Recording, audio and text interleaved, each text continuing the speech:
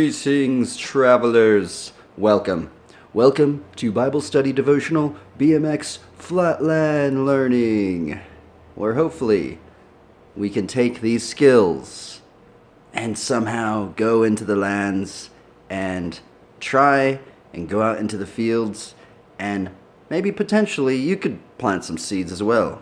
By the way, I do want to say hopefully I'm not intimidating people by this thing I guess we're trying to learn, that, and also like the Bible studies, right? Because sometimes the Bible studies get a little long, right? Because sometimes I'm not even gonna lie, like sometimes I go through the Bible studies and at the end of it I'm like still kind of confused and I go, right? Like I didn't get the full aspect of it, right? And that's why sometimes we read so many commentaries, right? We read commentary and then that commentary and then that commentary to hopefully get a better understanding of all that stuff. But yeah, another aspect of Flatland, which is really cool, is that you can learn it in very tight areas, right? This is a 15 by 15 square foot area, and BMX has a lot of ranges, right? I mean, they have dirt jumping, we have racing, we have street riding, we have skate park riding, and the BMX bike, as far as the vehicle, kind of almost allows you to traverse the landscape a little bit more, a little faster. I mean, not as fast as a car and stuff, but in terms of like encountering people and meeting people on the streets, it's and you can kind of go. I think what's also interesting is you kind of go into like some shadier parts of places, right? You can kind of see the ranges of humanity, because I think I've noticed in most cases some people don't want to go and walk, in the sketchier parts of town or of the cities and stuff like that, because you don't want to get robbed or something like that, and I understand that, or you don't want to encounter some of, I guess, the downtrodden, or just I think there's this aura of, what's actually strange about like that aspect is it seems like there's this mysterious aspect of Christianity that isn't really noticeable in the churches. Well, in some churches, right? But when I was living out in Long Beach, right, there's this aspect of like homeless Christianity, of literally meeting people that do not have anything but the clothes on their back. And when you meet believers like that, it's really, really gnarly. And it's at times it's mysterious, because basically from the believers that I've met that have been on some pretty interesting trials such as that, there's this aura of confidence, right? Of like them knowing that God is going to provide for them. And when you see someone in a state like that, and it's very it's really trippy actually it's just very strange, right? Because it makes me even think about myself, like what if I was in that position, right? When I was basically living out in my car in Long Beach, I should have put this up on there way before anyway. I'm just holding it. But anyway, when I was living out in my car in Long Beach, right, there's actually a big point where I was like kind of really mad at God and stuff like this. I was like, God, because I actually kind of went out to California just for like a 2-week journey. Actually, I ended up becoming me living out there for 3 years, basically in my car and just couch surfing. But what was weird after the journey and stuff was that I've said this previously on some streams, is that there's literally people that literally are just living out there with just the clothes on their backs, and it's so crazy because some of them are just like living, right? And sometimes like we get so caught up in our, I guess I got so caught up in my own existences that I was like mad, all this stuff, and then it's just so weird when you're mad or you're upset or you're just impatient and all this stuff. And then you just go look outside and there's this homeless people without anything. And you just go, what in the world, bro? I thought my position was bad, but it could actually even be worse, right? And yeah, it's very there's like this strange realm, and it's so strange because like I've never really heard many pastors talk about it, right? And it's like this strange realm of like homeless Christianity, right? Of like it's just a strange, it's a very mysterious realm, and I guess it's the realm that's a little harder to get into or maybe observe, is because I guess it could be a little scarier because unfortunately, in our modern societies, a lot of people that are homeless or downtrodden and stuff, you encounter a lot of people with drug issues, like mental problems and all that stuff. So that turns a lot of people away, or they only want to they only kind of maybe want to like put out some packets or some clothes, but going and hanging out with them and really getting to see like how they're living and stuff like that, and getting into their thoughts, and in that aspect it's a little different, right? Not saying that stuff is bad, because that's what we are also called to do. We are also called to try and at least help, the, help with our alms and stuff, which we should be trying to keep secret, right? We should not let our left hand know what our right hand is doing, or is it vice versa? Something in Matthew 6 about keeping our prayers secret and keeping our charities secret, which is also strange because those are the two mentionings of the things that we are supposed to keep secret, right? So I don't. Sometimes that kind of trips me out too, because like, why would Jesus say that? Why would we want to keep our alms secret? Because sometimes, sometimes there's like big charity events, right? Like of helping the homeless and all that stuff, and in some cases I think that is good, because sometimes I also see churches kind of like gaining a lot of I guess help from that, right? But in some cases, when they film it and then they put it out on YouTube and stuff like that, is that keeping it secret? Or sometimes it makes me wonder why like the Lord Jesus Christ wanted for us to keep it secret, right? I mean, ultimately I guess it's something about the Father seeing in secret or something like that, right? But yeah, anyway, why did I even get into this? Oh yeah, it's because of the bike. The bike, this, or a skateboard. Skateboard can do it too. I honestly, I wish there would be more like Flatland skateboards and stuff. I wish I could skateboard, but the thing is, I live kind of in a bumpy area, and when growing up, and I just kind of got into the bike more, right? But yeah, I guess the bike, you can kind of. It's weird because I'm riding in this small area, so people are like, "What are you even talking about, bro? You're riding in a." Well, the thing is, I don't just ride in here. I ride outside too. I just can't stream outside because I don't have the right internet. So that's another reason why we're doing this Flatland stream, which is, at this point, it seems ridiculous, but it's hard, man. It is literally freaking hard. Like, I almost cursed right there. It is so hard, man. I don't know, like. I mean, maybe some people find it really easy, but some of these tricks, bro, like, they just feel flat out impossible. It's just like, what in the world? How are these people doing it so easy? It's crazy. Like, anyway. But yeah, I guess, like, the bike can get you to see different parts and aspects of humanity, right? I mean, on the bike, I've literally seen just, like, homeless person right here, a Ferrari stopped at a street light.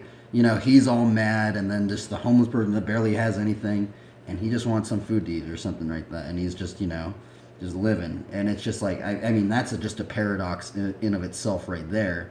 And then another paradox, I've literally seen homeless people tented up, camped out on the beach, right next to a freaking $1 million, maybe it's probably more than $1 million, like couple $1 million, like beachside home, right? And what's so weird about some of these beachside homes is like I kind of like ride by and I look by and I'm like, is anybody actually even living in there? Like sometimes it just seems like nobody's even there, It's just, I don't know. They're just homeless people literally living basically right next to him, and just seeing that juxtaposition paradox of like the rich and the poor, right? It actually reminds me of this. It actually reminds me of that verse right there. Maybe that's what we should get into since we're talking about this. Let's see. Oh yeah, I found it. Wow, this time I actually found it. I actually did not even. Oh, I knew it was in Proverbs, but we actually found it this time. Okay, it is Proverbs 22, verse 2. The rich and the poor meet together. The Lord is the maker of them all. Right? Isn't that strange, right? What's weird about this verse, right, is I feel like when I read this verse, I just think of LA. Boom. If I know California sometimes gets a lot of hate and stuff like that because, like, some people say they don't know what they're doing. They're freaking. Why are there so many homeless people? All this stuff. Well, first off, I'm going to say why there's so many homeless people. I'm pretty sure 80%, maybe 80% of it is probably because of the weather, right? Because you can literally live out there and it's like 60, 70, maybe 90-ish, maybe almost a little higher than that in the summer, right? But overall, there's a climate of, it's kind of survivable, right? So, I think that's one big reason why there's so many homeless people out there. But also, just man, let's just read this again. The rich and the poor meet together. The Lord is the maker of them all. Isn't that a trip, right? It is just such a crazy thing to think about, especially when you see it in the terms of how I kind of brought it up. Like, you get to see the levels of humanity, right?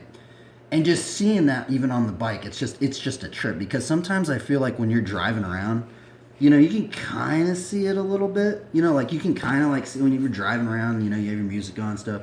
You can kind of see it, but like if you're actually out there and you like hear the sounds and you stop and you talk to them and stuff like that, and then you go somewhere else and you get to see what they're kind of like, and you're just like, what in the world, bro? Like, this is, I never would have been able to do that, like, in a car, really. Or and the other aspect is I feel like I wouldn't have done that if I was just walking. Maybe you would talk to some people like that walking around, but sometimes it feels really sketchy. I'm not even lying. Like, sometimes, like, when you're talking to some homeless people, like, it's a little sketchy. Like, you kind of feel like they might jump you and steal something from you.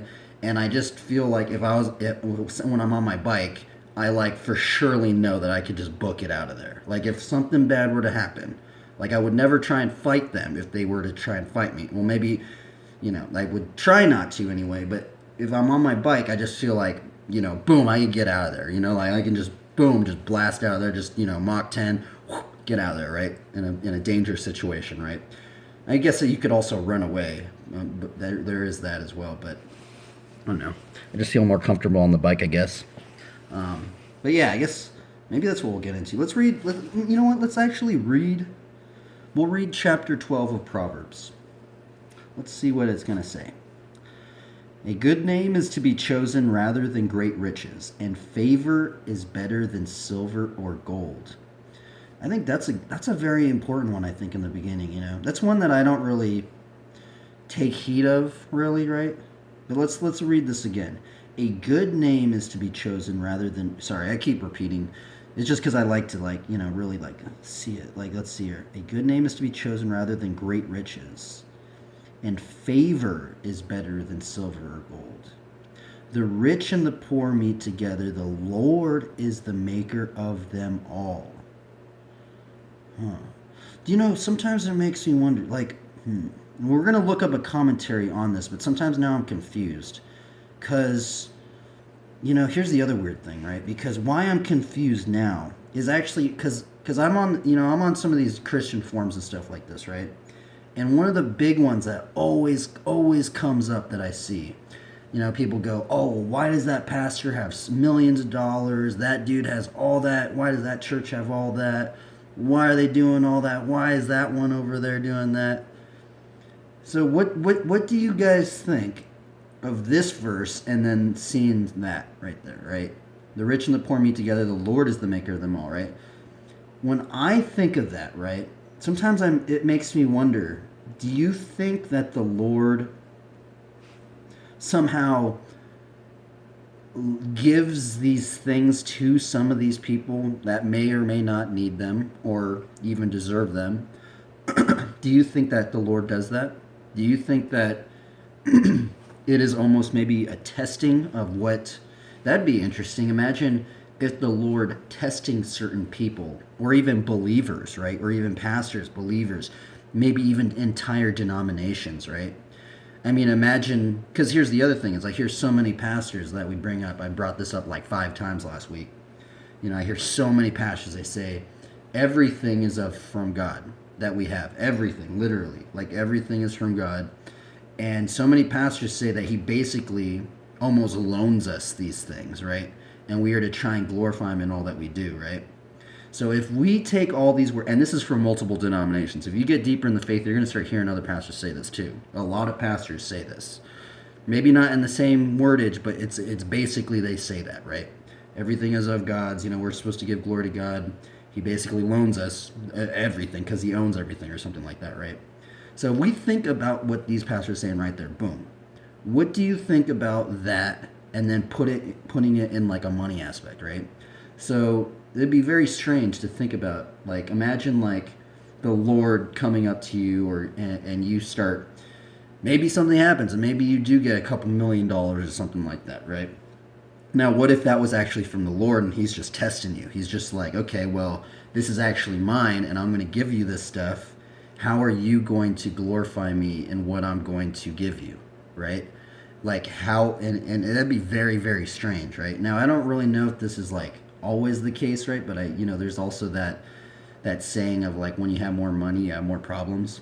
So, maybe that's another thing because it seems that sometimes that is the case because if you see some of these people that have a lot of money, sometimes they do have like a lot of hate and all this stuff, right? So, but also there's another passage in scripture that says something about, actually it's reminding me of another proverb. It says something like, make me not, let me see if I can remember it.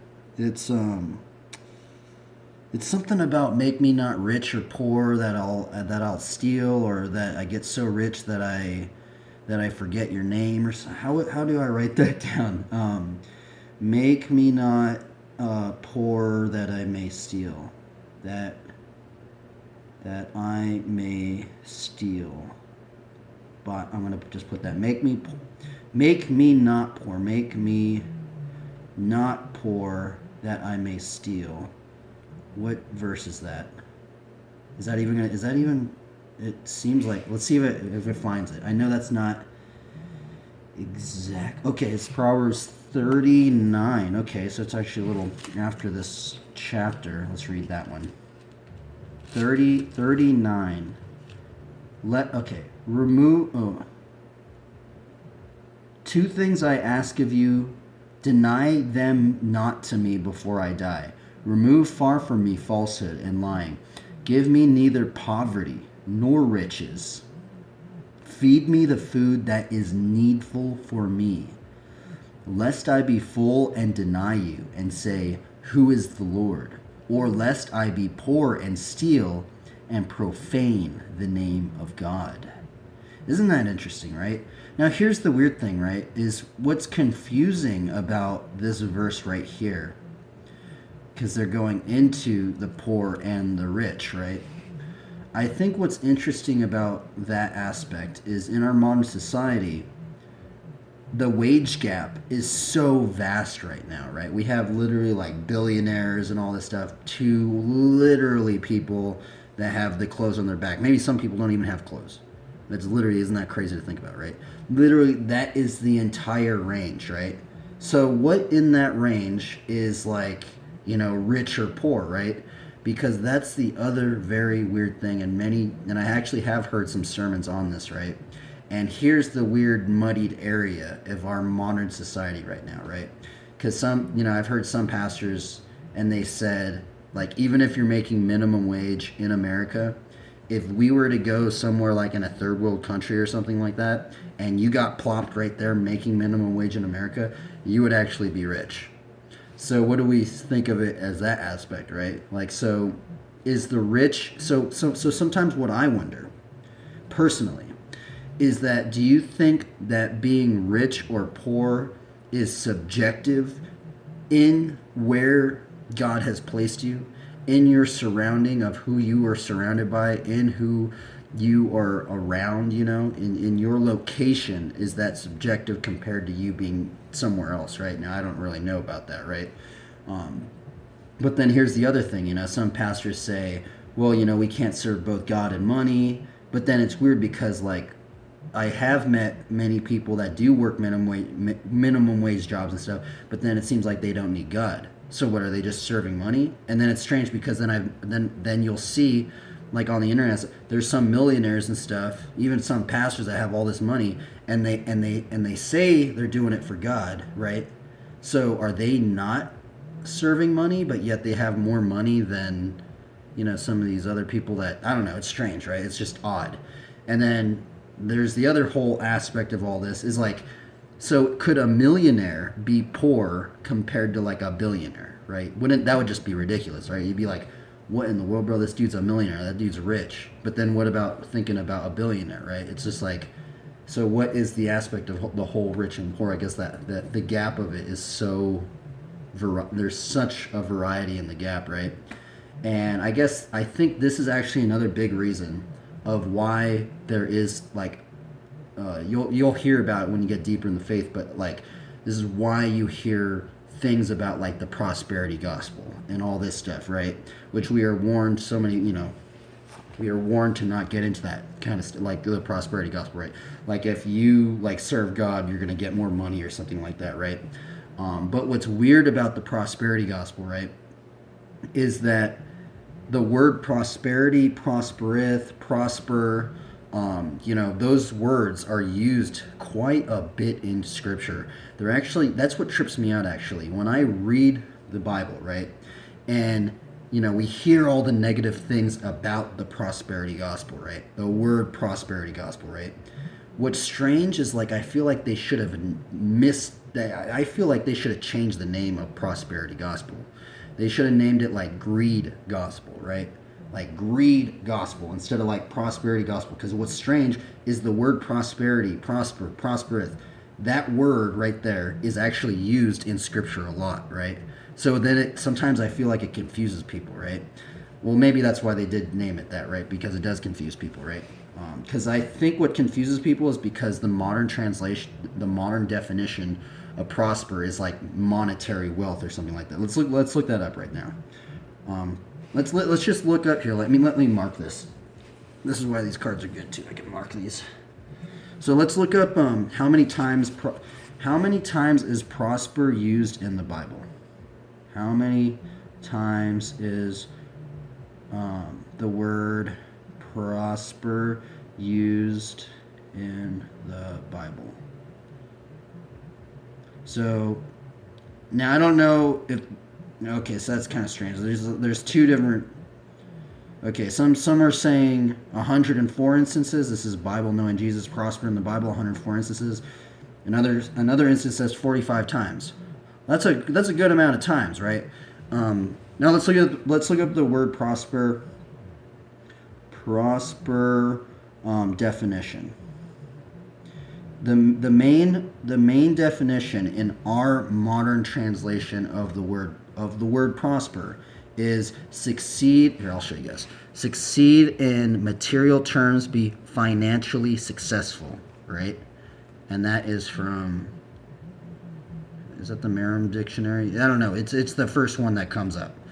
It's the first one that comes up right there, right? Now let's look up the word prosper definition in the Bible, right?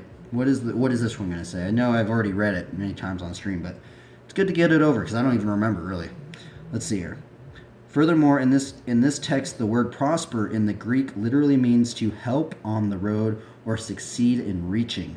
It is very clear from this definition that prosperity is more than money and the accumulation of wealth, but rather an ongoing state of success that touches every area of our lives. Now, see, I wonder what people think about that last sentence right there. That touches every area of our lives. Like that. I literally typed in Bible definition prosper, and that's what it's. That's the first thing that came up. I'm wondering what every believer right now thinks of that last sentence. That touches every area of our lives. Does that even mean, financially and all that stuff? I don't really know, because some people say that isn't what it means, right? And okay, so we'll go into Psalms 1, right? Let's go into Psalms 1. This is a very confusing one, especially if you think of like the prosperity gospel and all that stuff, but that's why we're going to read it, right? Let's read Psalms 1. Blessed is the man who walks not in the counsel of the wicked, nor stands in the way of sinners, nor sits in the seat of scoffers. But his delight is in the law of the Lord, and on his law he meditates day and night. He is like a tree planted by streams of water that yields its fruit in its season, and its leaf does not wither. In all that he does, he prospers. That last sentence right there. In all that he does, he prospers, right? I think a lot of I'm actually wondering what does every believer think about that, right? What does every believer think about that in terms of the word all, right? I think that's something that we should maybe look at, right? Does the word all in this last sentence of Psalms 1:3 mean all as in everything or all as in some things, right? Because let me just read again. He is like a tree planted by streams of water that yields its fruit in its season, and its leaf does not wither. In all that he does, he prospers. Right? It's just interesting, right? It's interesting to think about that. Let's just finish it off. The wicked are not so, but are like chaff that the wind drives away. Therefore, the wicked will not stand in the judgment, nor sinners in the congregation of the righteous. For the Lord knows the way of the righteous, but the way of the wicked will perish. Intriguing, huh? Okay, let's see here. Let's read up. I actually kind of want to like put this in the like I want to let's type this question in because I'm actually now curious. Does all in Psalms 1:3 mean literally mean all, or is it just some things? Right. Let's. So what am I supposed to type in right here? Is it going to be in Psalms 1? I'm going to put in Psalms 1:3 in Psalms 1:3. What does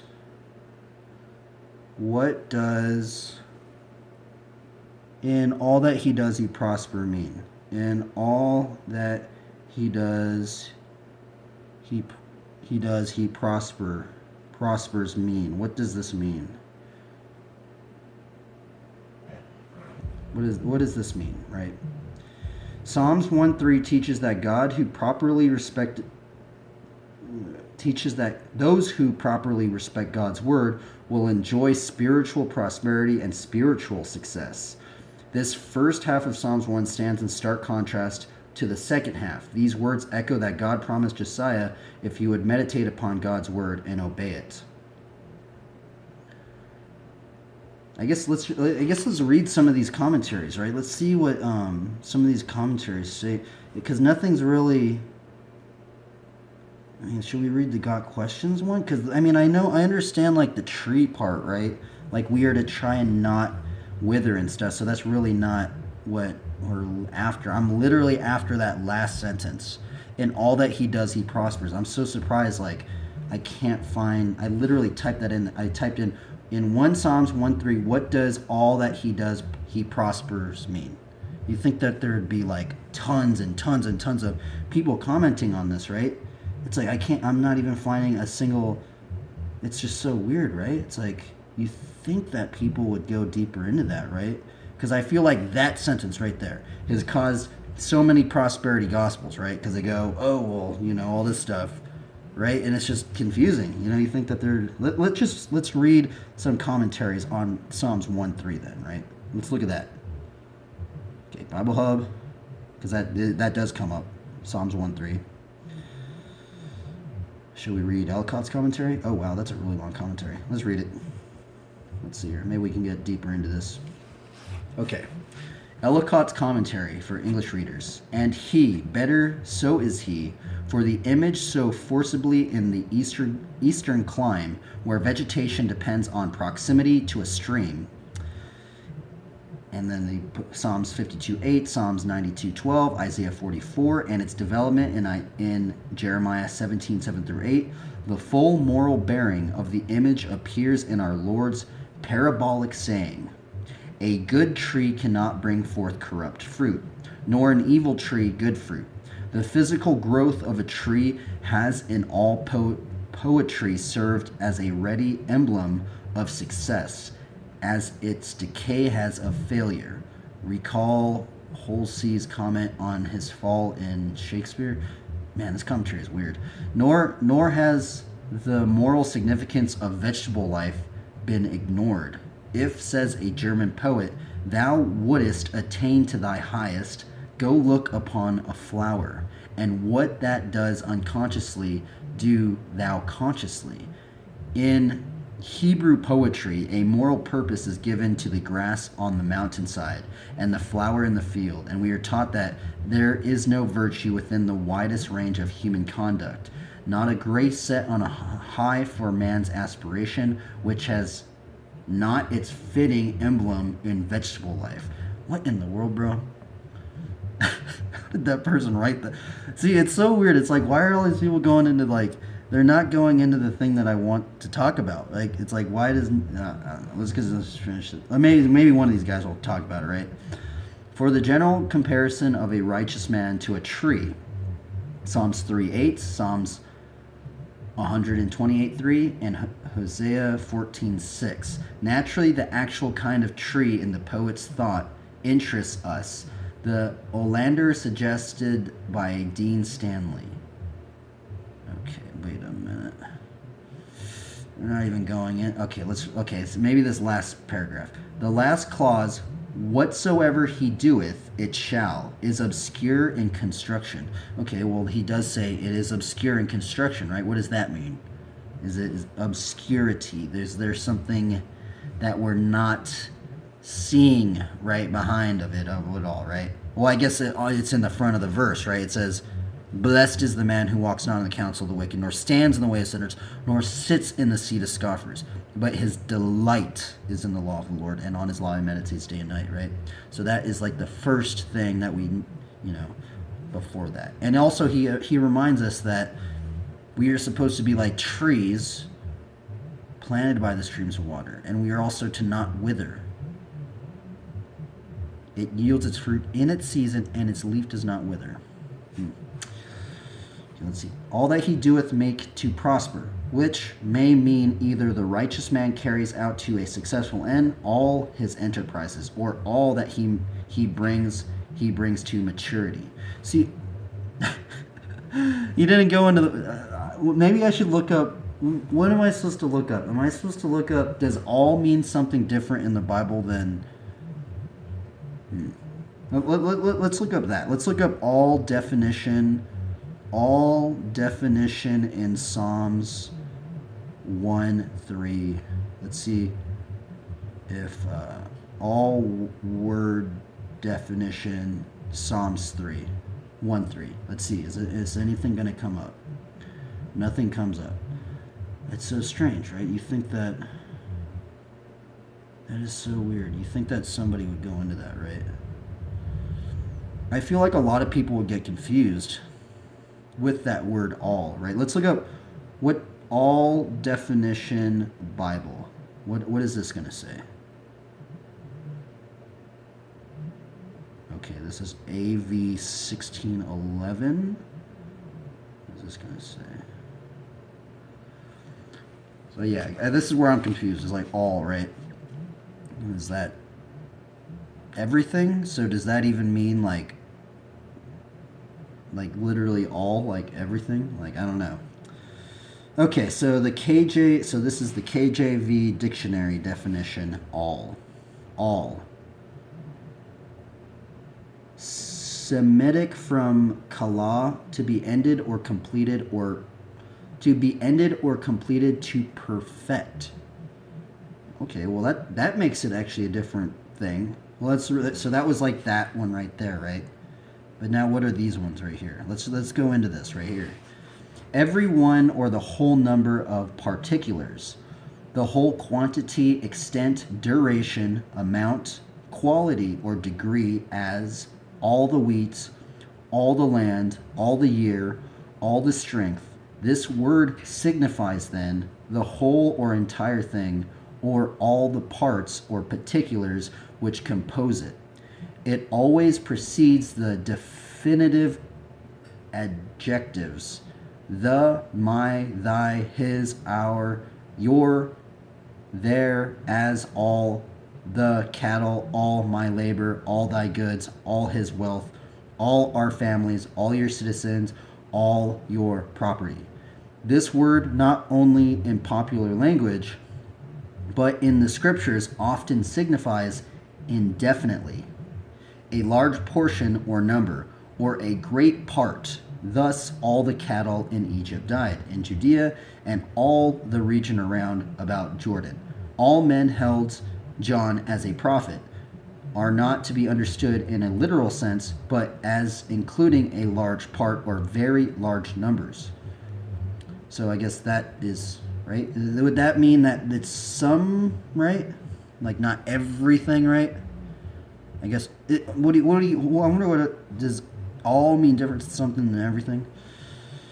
The word is back to this thing. The word is prefixed to many other words to enlarge their signification as already, always, all prevailing.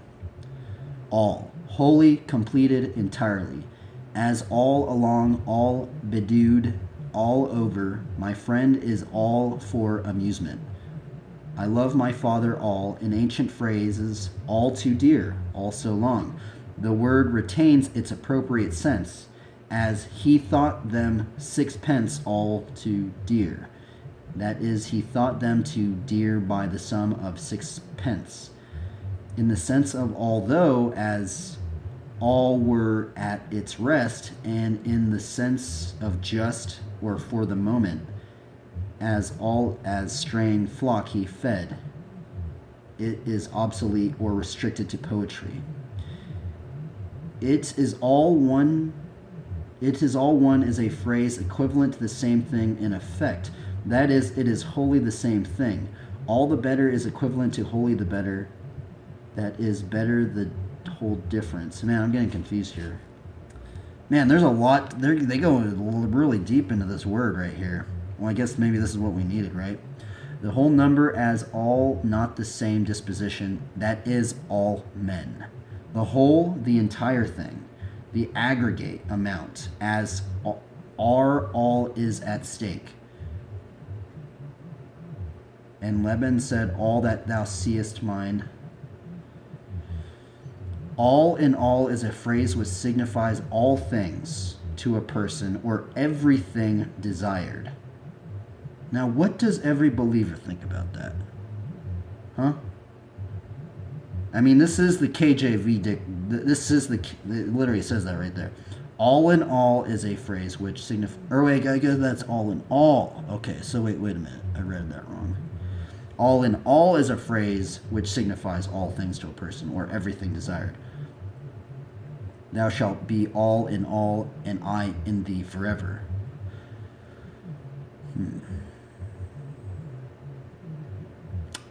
At all is a phrase much used by way of enforcement or emphasis, usually in negative or interrogative sentences. He has no ambition at all.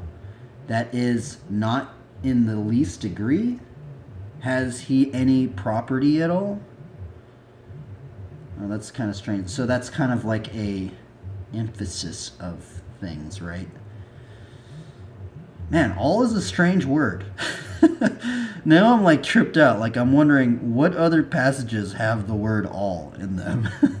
You know, it's so strange. I've never heard a pastor go into this word. It's so that's the other weird thing, right? I've heard many pastors read this verse right here. You know, but I've never heard them go into the word all, right? All in some, and Spencer Mason interprets one and all. But from Lyke's Saxon Dictionary, it appears that the phrase is a corruption of the Sax. What are these people talking about, bro? I'm so confused now. In the wind, a seaman's language is phrase denoting that the sails are parallel with the course of the wind as so to shake. All is well as watchman's phrase, expressing a state of safety.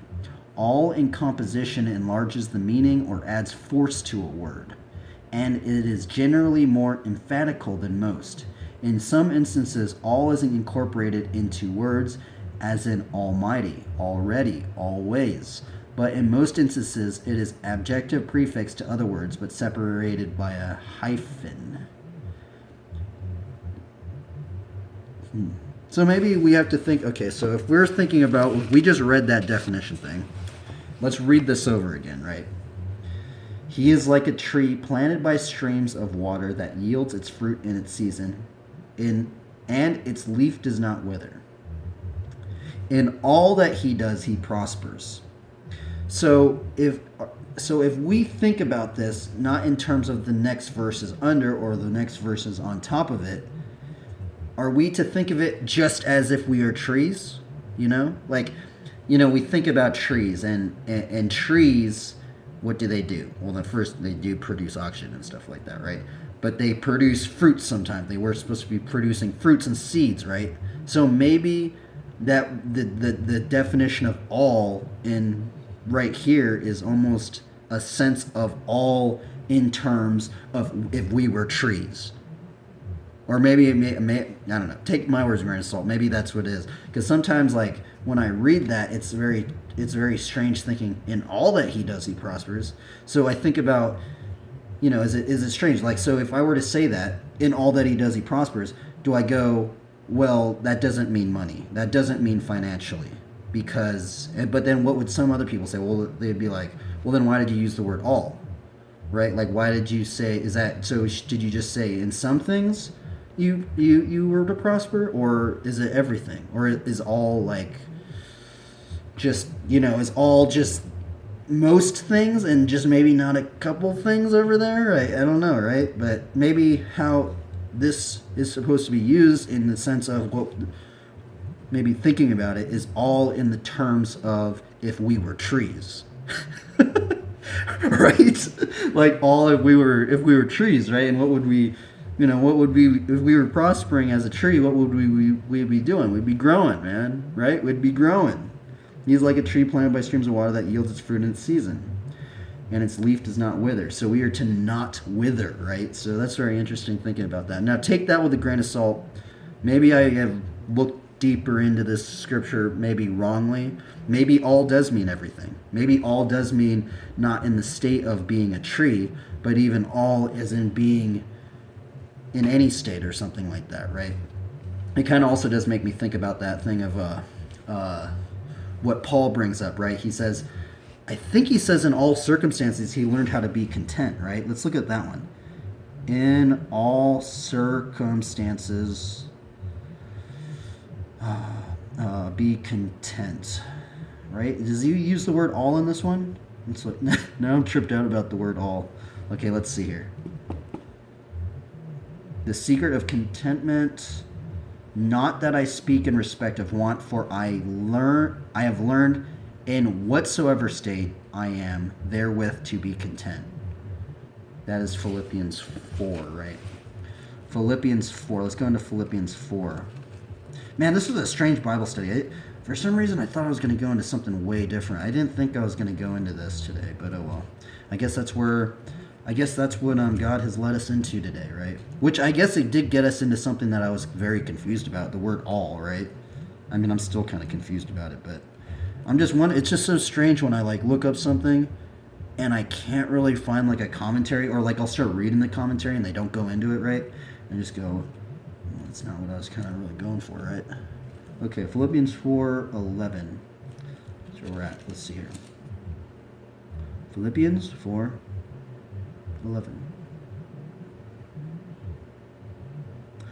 Not that I am speaking of being in need, for I have learned in whatever situation I am to be content. I know how to be brought low, and I know how to abound.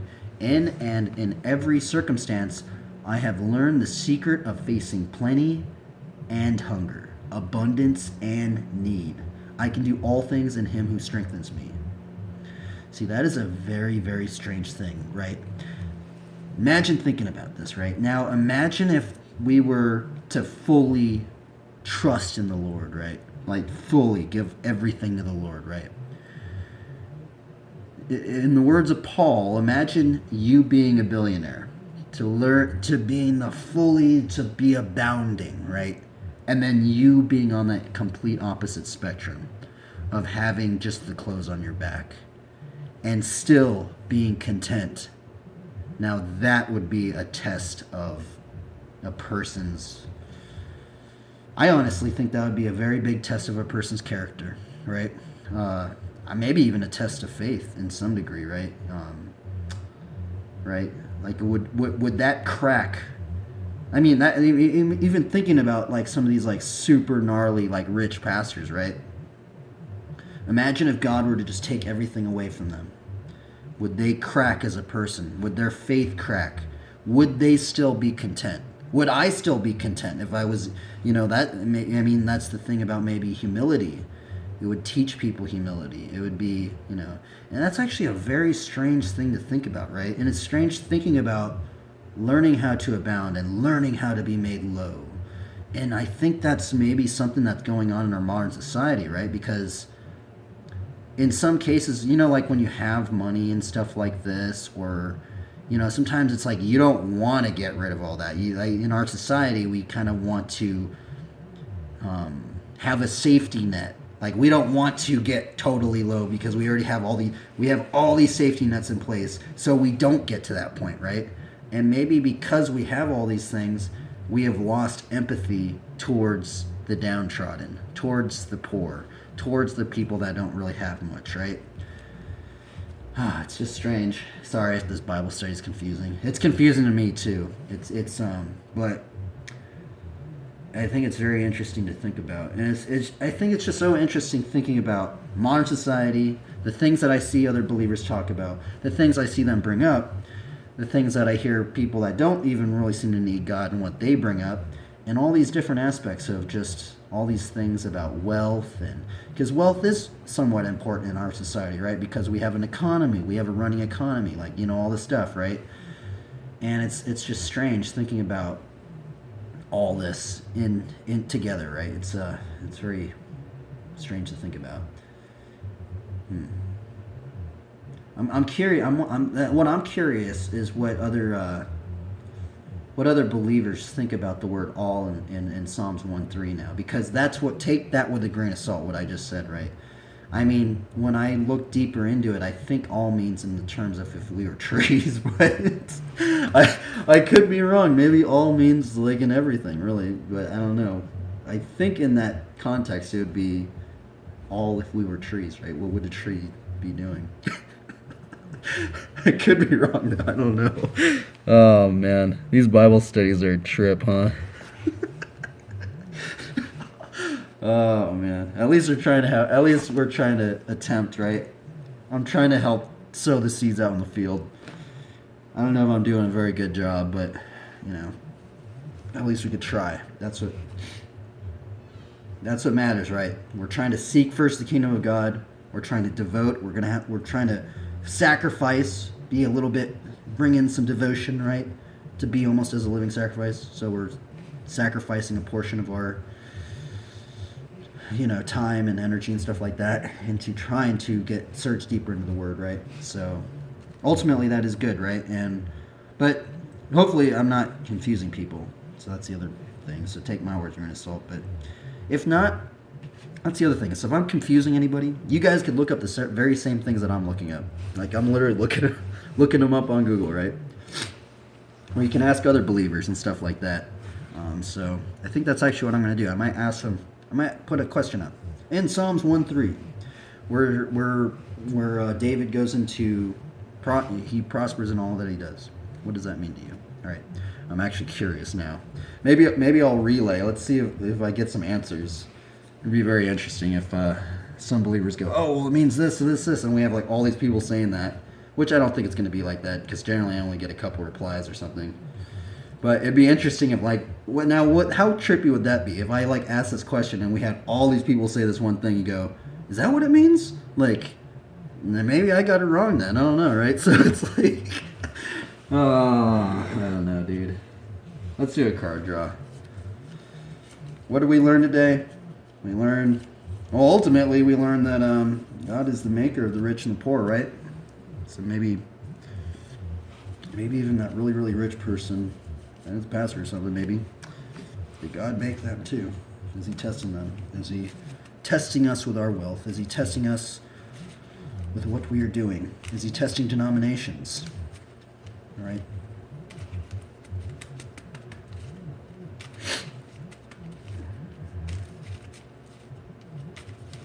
It's just strange to think about. Trying to glorify God in all that we do. So many pastors bring that up, man. That stuff trips me out, man. It really does. Because I go, I'd like to try and think I'm trying to glorify God in all that we do, right? I mean, maybe not everything, but I'm trying to at least. I know I don't do it with everything, but at what point does it just get to the point of, I don't know. It's like, can you ever do it too much or something? I don't know, right? So, you never really go into that, right? I never heard a pastor say that, actually. It's like, you're trying to give glory to God too much. You need to bring it back or something, right? They just go, glorify God in all that you do, right? And sometimes I just feel guilty when they say that to me. I go, because I know it's a scripture in there too. And I go, well, I can. If I can try, but I don't know, man. I don't know. So, like, even in these cards, right? I picked these cards out. These out of a bunch of cards, right? Just because some of these have reminded me of Bible verses, reminded me of things in the Bible, and inspire me, something in the scripture or something like that, right? In BMX, how we're doing it? Well, 2 Flatland BMX riders proclaimed the gospel in some degree. They both did a strange trick called the switch foot stick no-hander. Tried to learn it. I can kind of land. It's really hard to. That's actually the weird thing. That trick is like one of the hardest tricks that I think that trick might be the hardest trick for me to land. I can't land them every single time, right? Like yesterday, I didn't even land one. But if I really, really try, so is that trying to glorify God?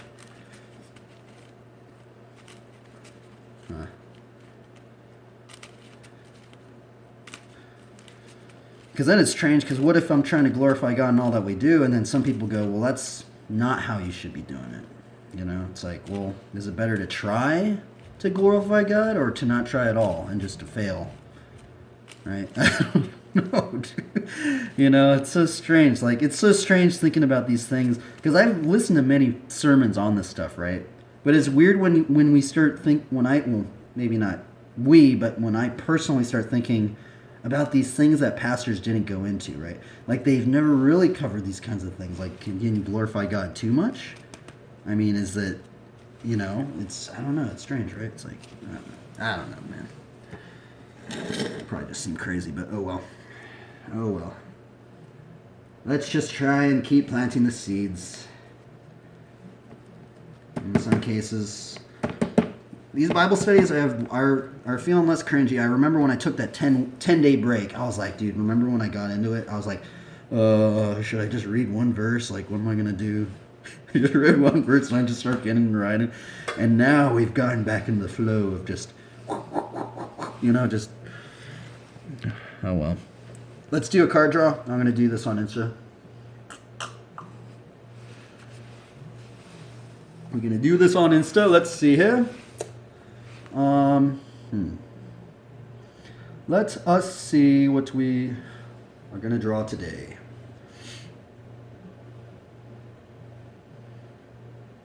Greetings, travelers.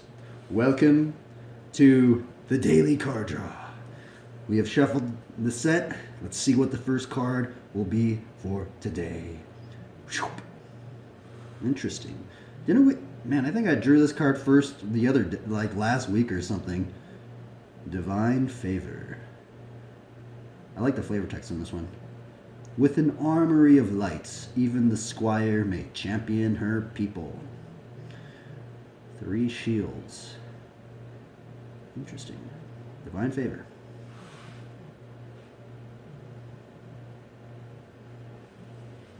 Okay. Oh yeah. Now I gotta. Now let's put the light on. Now let's do the card draw in front of everybody.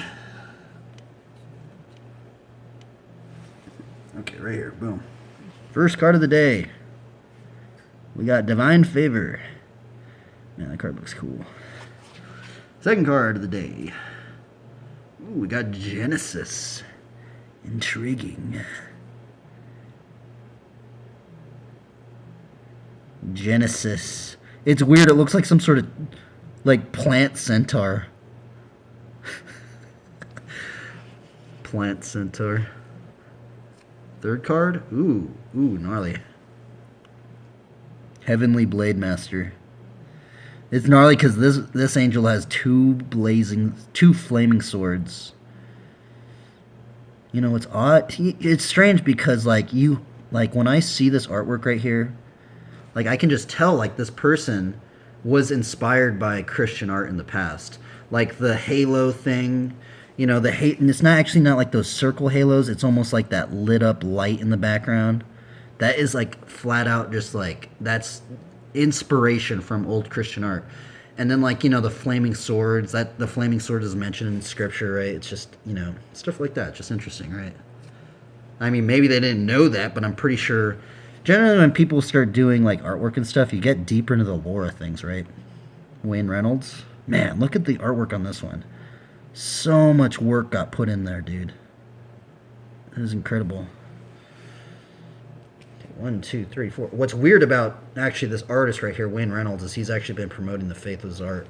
Shout out to Wayne Reynolds. That must be a scare. Well, he's probably in the groove of doing it where he doesn't really think about it anymore, about the repercussions maybe, or the people, you know, that he might be getting pushback or something like that, because he's been doing a lot of them, right? And the thing is like, oh man, that would be so much scarier. See that? Think about this aspect. Imagine if you did have thousands and thousands and thousands and thousands of followers, or maybe millions of followers, right? And you didn't say anything about the faith, and then you going out and be like, okay, boom, we're gonna start trying to promote the faith, right? I think that would be even more scary than doing it if you don't have that many followers, right? Because if you don't have that many followers, then maybe you might not even get any pushback, right? You might just be like, all right, well, everybody kind of likes it. All right, let's just keep going, right? But if you have a bunch of people that's following you, and you start like putting something out about the faith, and there's like some bad repercussions or bad pushback, that might get you to doubt. You might go, should I be doing this? Like, man, there should be a sermon on that. What would that sermon be called? I don't even know like what to look up. I wish I could look up what would that sermon be called right there. I don't even know what I'd look at, like modern. I don't even know. I don't even know what I'd look up, but it'd be cool to listen to a sermon like on that topic right there. Ooh, Elspeth. Elspeth, knight errant. Nice drapery. Okay, 1, 2, 3, 4, 5. I feel like this set is maybe I didn't shuffle that much. Okay. I guess I did shuffle a little bit. Congregate. 1, 2, 3, 4, 5, 6, 7. Curse break. Curse break. Number 8. Oh, we got a forest. Fordando. You know what? I might not do the entire card draw, because I was maybe gonna do the entire card draw, like on the thing, but I don't think it would like look. I think people want to see the artwork, right? So maybe I shouldn't do like the card hand thing like this. And I guess maybe we should. I guess we'll do it. Maybe this might be my last one where I go and do the entire like card draw thing. Because I think people just want to see.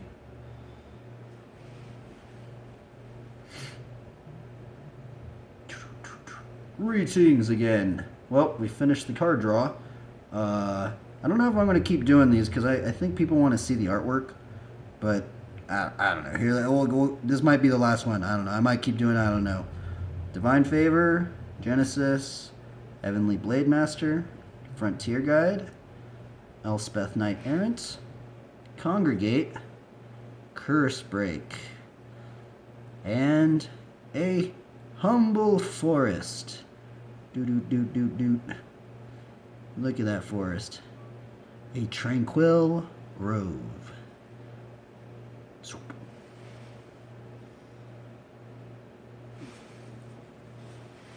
Okay. There we go. Let's get into writing. We're going to start off the stream by doing some stick bees. Some stick bee no-hander attempts. I think there was a combo I was trying to do yesterday, right? Oh yeah, we were trying to do hang 5, fire hydrant, track stand, no hander, to switch foot stick B, no hand, bar spin, no hander, something like that, right?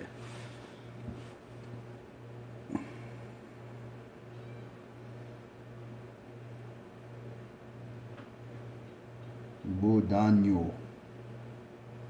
Bodano. Ba lubagadaba.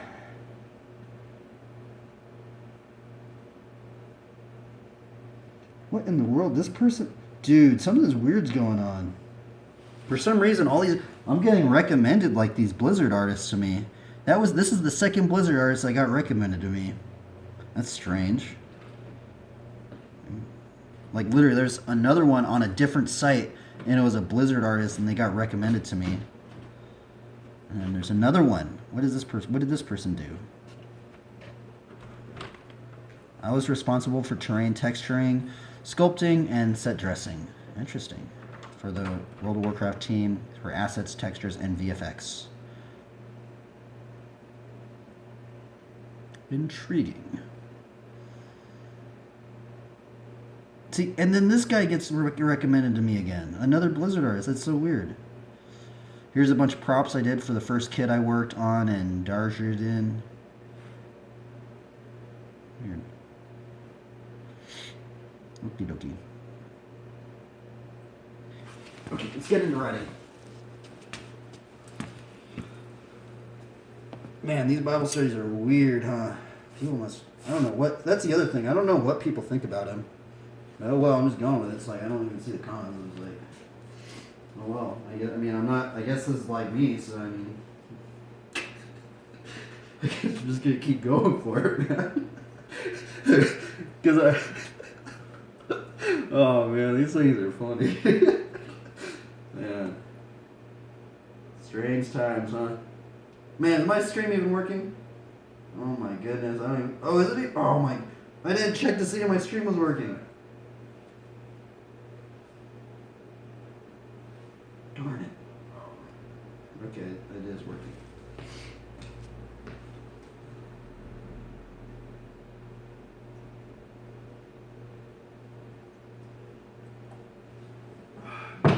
Okay. Boom. Let's put some music on. Which I need one of those. I'll be back.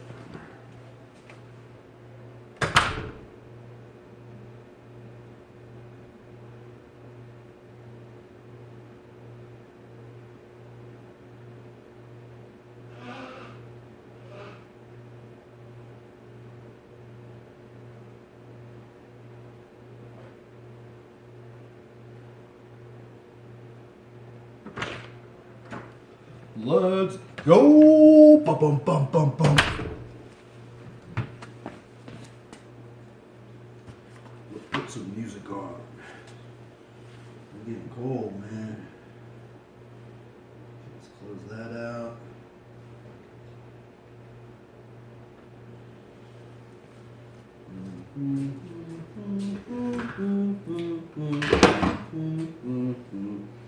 Man, that was an hour-long Bible study right there.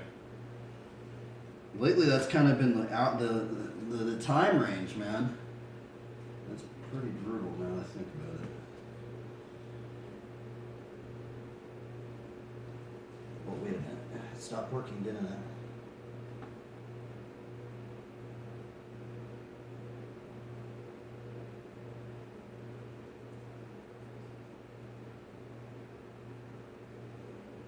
Okay, let's see here. Boom, let's put this song on. Introducing the GMC Sierra EV Edition line. This thing on. Let's see what we do. Hang 5 to fire hydrant.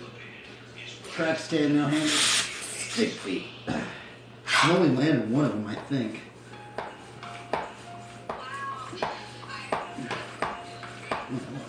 PSI right there. PSI lost right there. I lost like 10 PSI.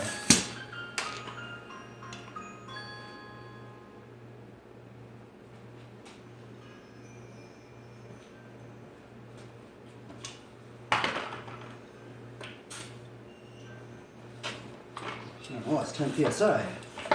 No, wait, never mind. I lost like 4, 3 or something. Actually, like maybe 5.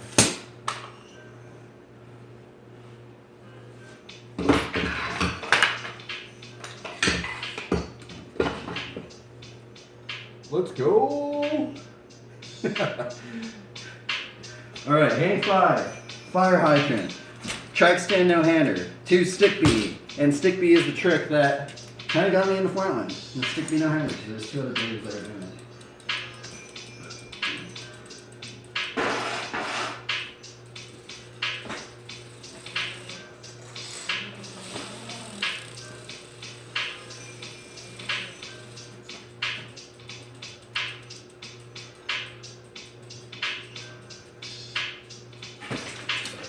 Oh, you're kidding me.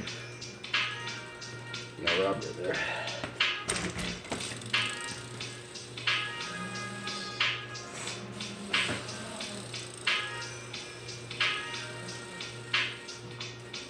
Ah! I don't know if hang 5s they're really the trick to warm up with, to be honest, but I guess maybe I should just do a stick bee first. I feel like I kind of gotta like get in the groove to do hang 5s, even though I just did one first tee, but oh, my brakes just skipped. Weird.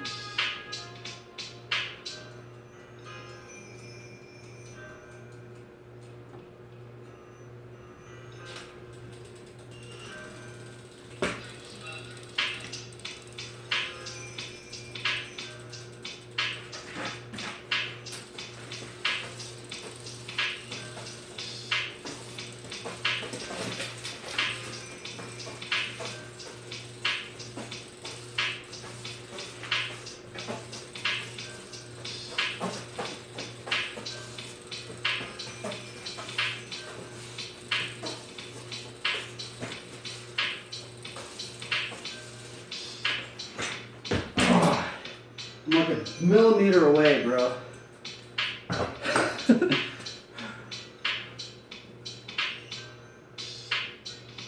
I'm literally like, I literally just gotta like, just yank it a little bit weirder. I don't know what I'm doing wrong. I think it might be because I took out a link in my chain. I think that's what it is. So when I did it, when my back wheel was further back, it was actually easier to land. For some reason, I don't know why.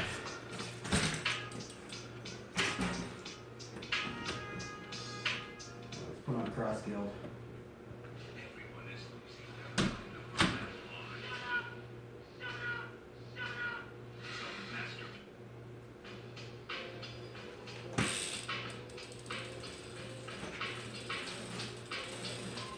All right, let's just do the hang 5 now.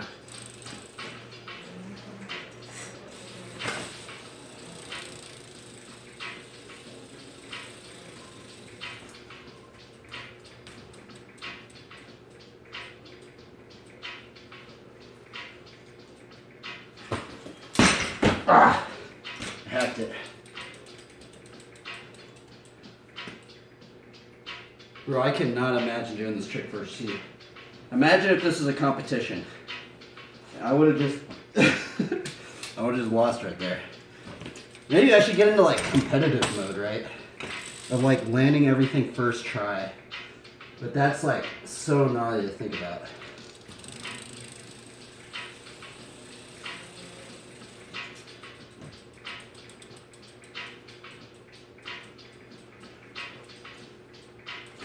Oh, see, I would have just messed it up right there. I'm getting that timing wrong.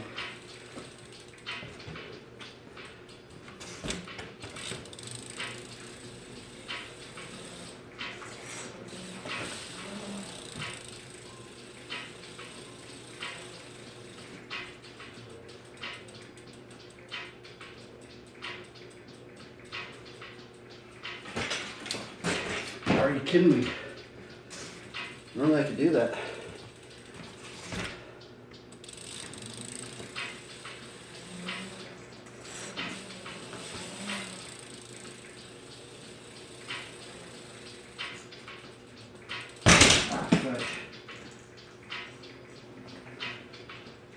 brutal. Why can't I do it? I guess we can keep practicing this one too then. Maybe my fire hydrants are just not in tune today. Oh, why are my brakes skipping? It's weird, it's like my brakes skip or they stick.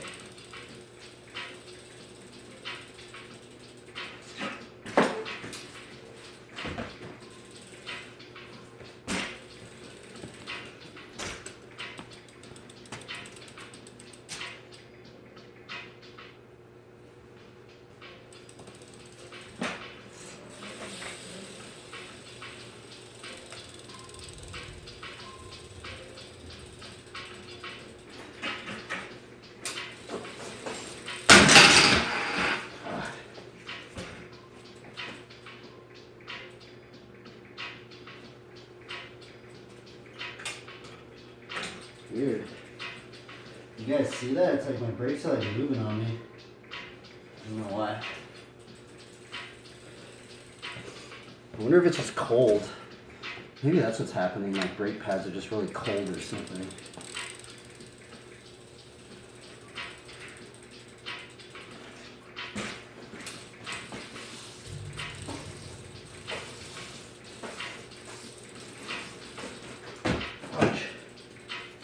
Bro, I can't even imagine doing this trick in a competition. Dude, it's so ridiculous I don't have this on lock, man. I should be able to do it so many times, right? And this trick's hard. Like, even now, this trick's just still hard. I can't imagine doing the first tee.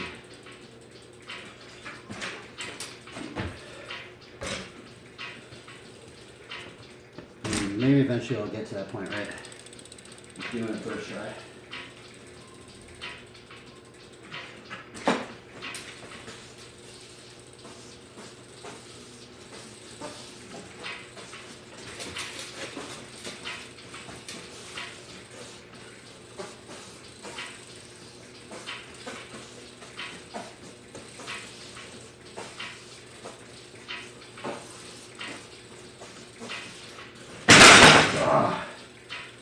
Darn it. I chickened out. I guess I didn't chicken out, like the bike started like leaning all weird. You gotta like get that right swoop. It's freaking hard.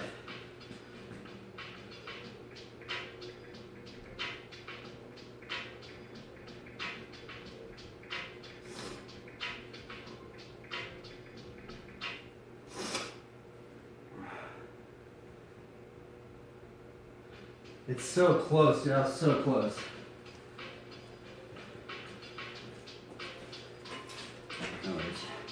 It's fun to do. It just kind of like, it's fun to do, but it's like, it's kind of like defeating because like, you like put so much stuff in and you just can't land it, right? And it's just like every time, it's like, I get like that perfect one, right?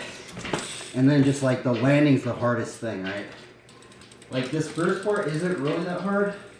It's the landing that's the hardest part.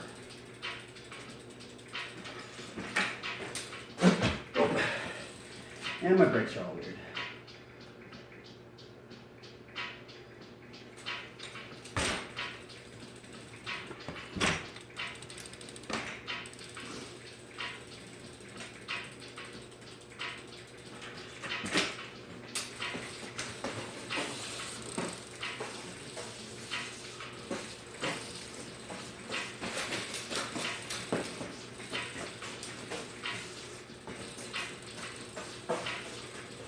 Oh, fudge.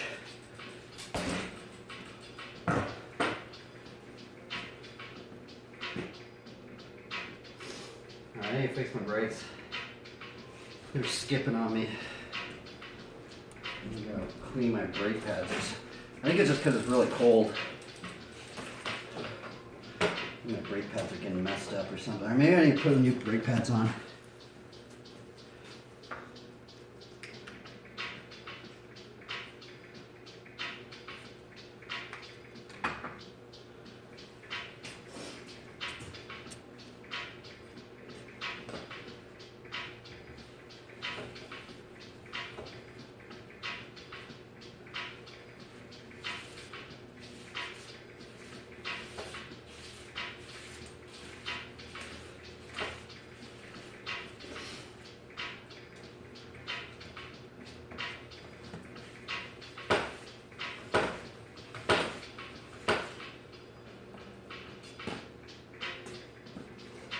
like this song. This song's called Cross Guild. I like it. Cross Guild? Cross?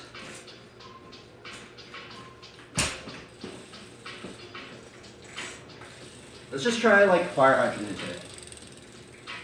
Hang by it.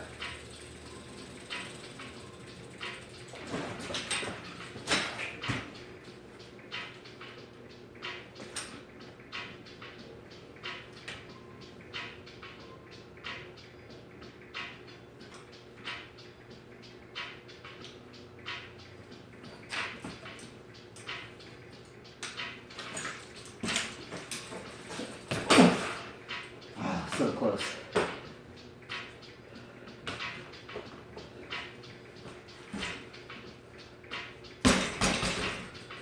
And my finger still hurts, bro. Can you imagine that? It's been like 2 months, bro. My finger's still all swollen. It's like bruised still. It's weird.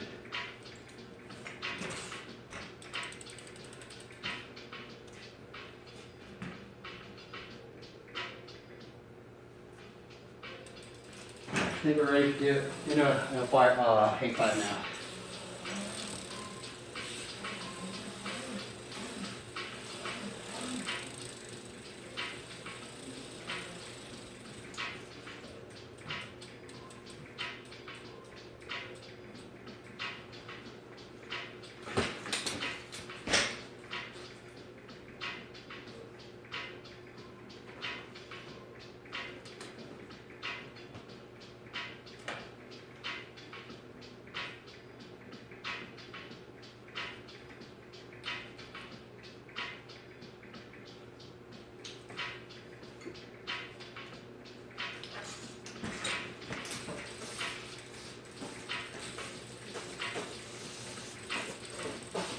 No!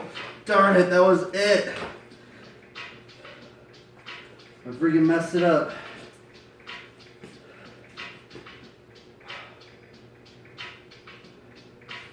Oh my goodness, I can't believe I just messed. Maybe I shouldn't do the bar spin.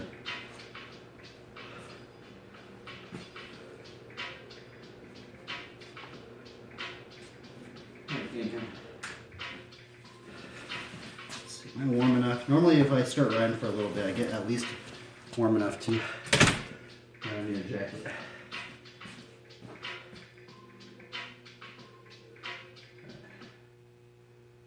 I was so close on that one. Oh my goodness. Oh, this trick's gnarly.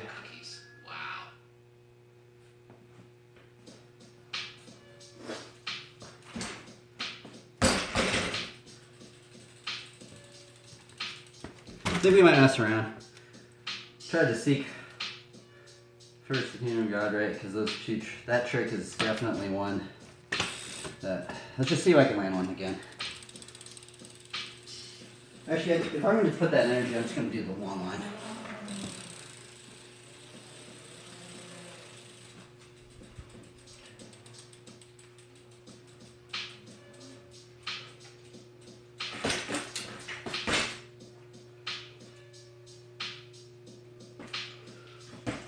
Oh, come on. Fudge. I did 2 correction hops. It's going to be lame if I hope I don't land this one. Just because I don't want correction hops in it, but well, if I land it, I land it. Okay, I'm glad I didn't. Oh, this trick's weird. Okay, one more sticky attempt, and we'll move on.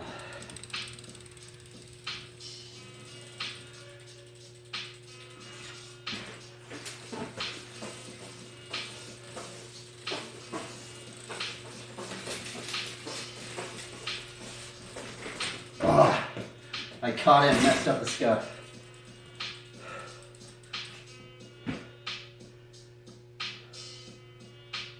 That was close right there, but I say that every time.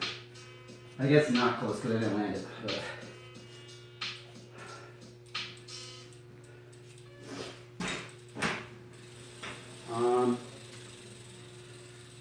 Just do this combo. I haven't done this combo in a while.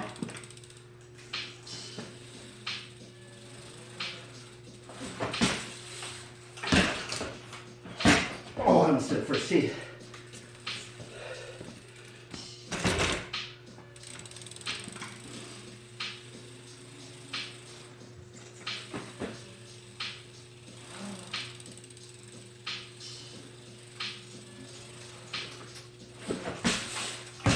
Oh my God.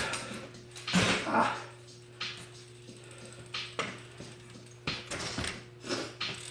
Bro, how do Flatlanders get their tricks so dialed? Maybe they just do it over and over and over again, huh? I just feel like the stick bee, for some reason, I just feel like that trick would never get dialed. There's too many variables in it. I feel, I don't know, maybe some people have it dialed, but I just feel like it's just such a rarity for me even to land it. Ooh, a new song. We got a new song up in here.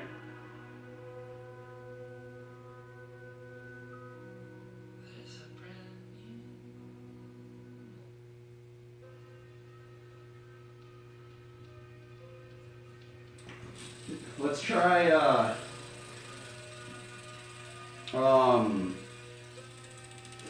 the 8-5, 2 backwards, 8-5, 8-10 no-hander. Gyrator, no-hander.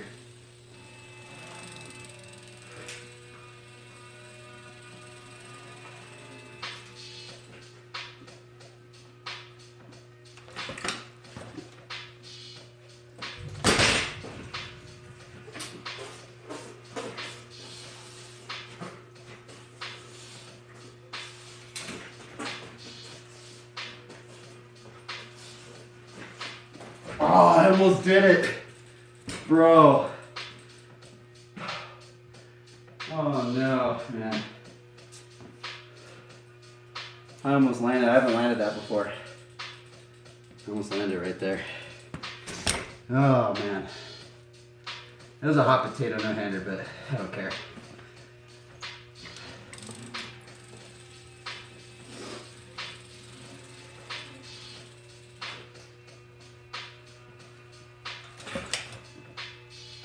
Oh my God.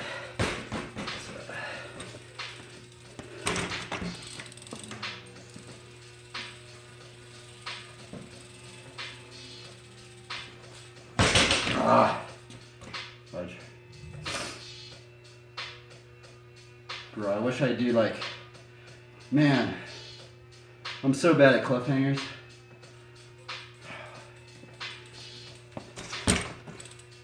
Ah, man, cliffhangers are scary.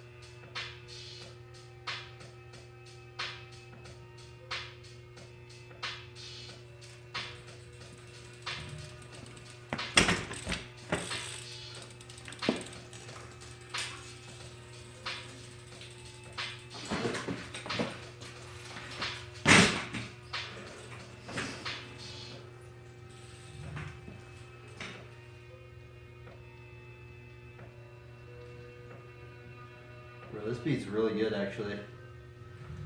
It's kind of like mysterious, right?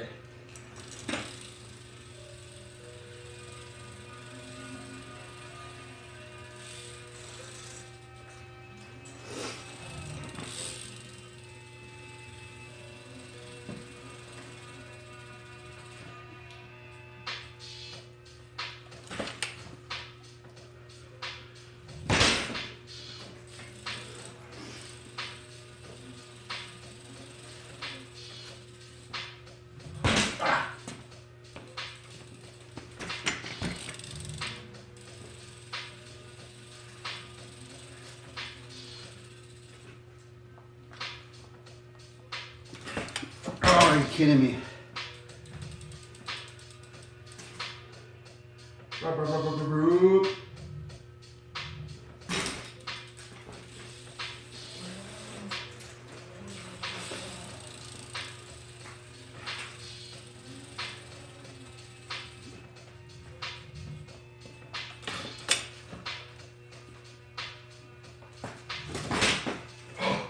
That one was so good. Oh, that one was a good no-hander.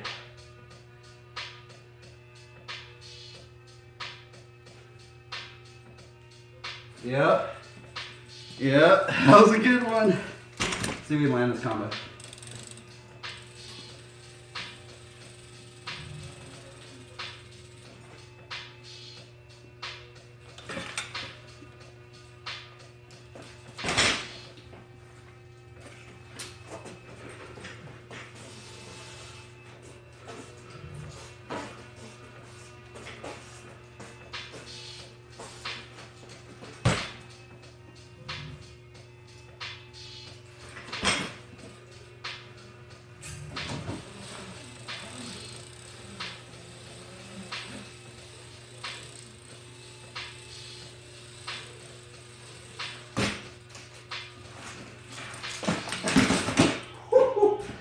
Oh, that's close.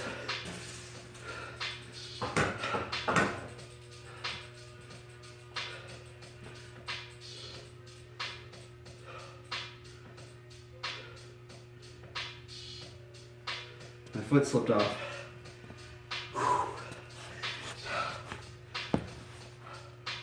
That was fun. Oh, I didn't do the combo. I was actually trying to do a decade. I didn't get the right speed. I had to improv it out at the end. That was fun though. At least I kind of landed that first part right. Let's just stream mark right there.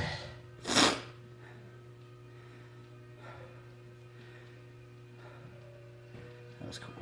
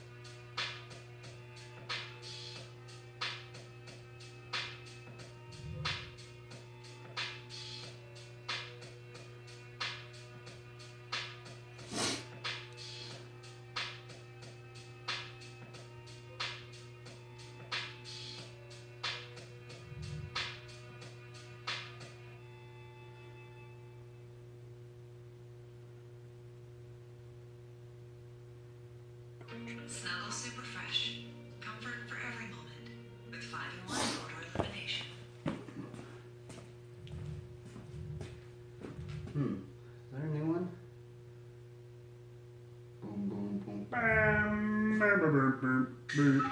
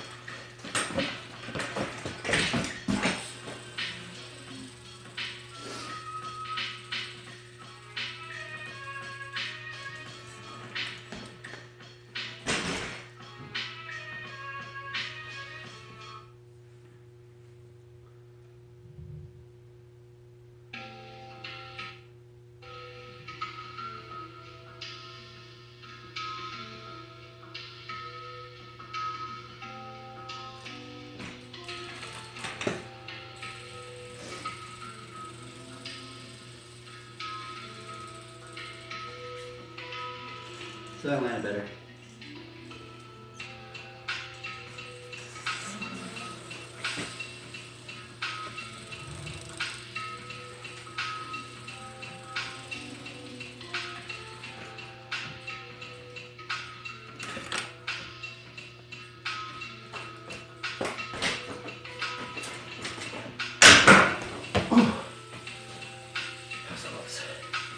I think I'm starting to do it better, huh?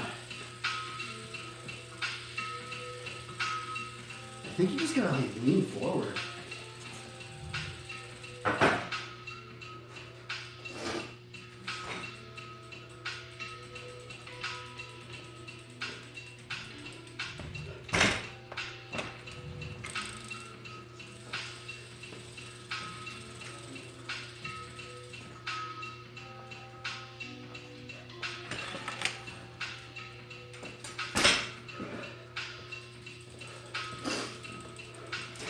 You can almost like do it more so in like a fakey, huh?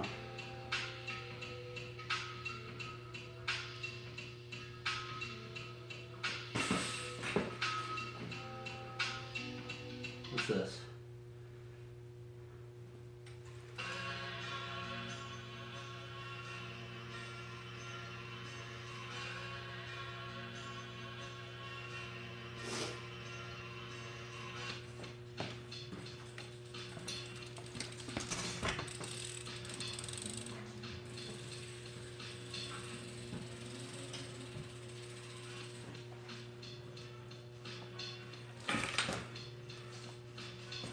Oh!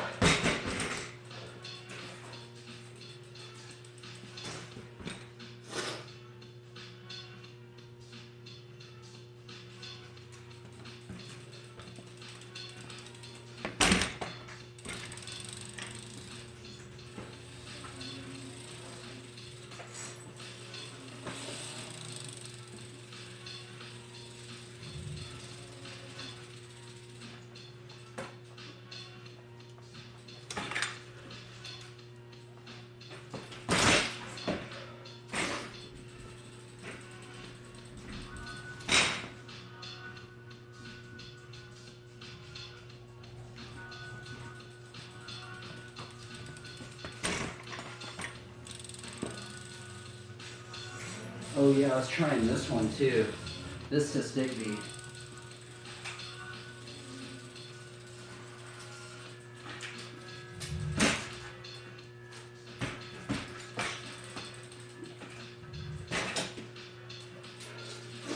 You know, like kind of like rock walk back and forth like that.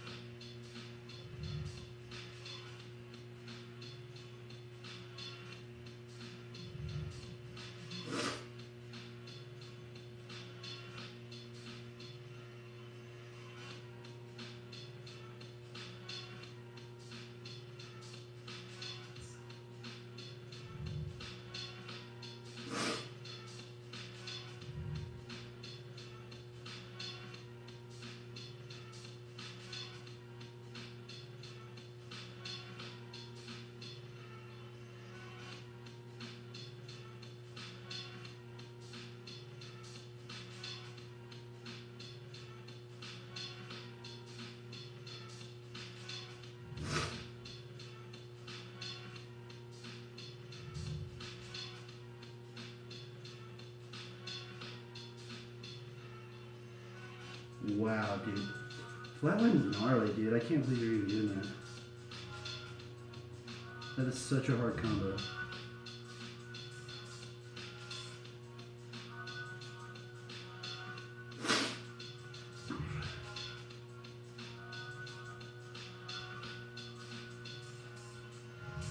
Oh my god, that was ridiculous.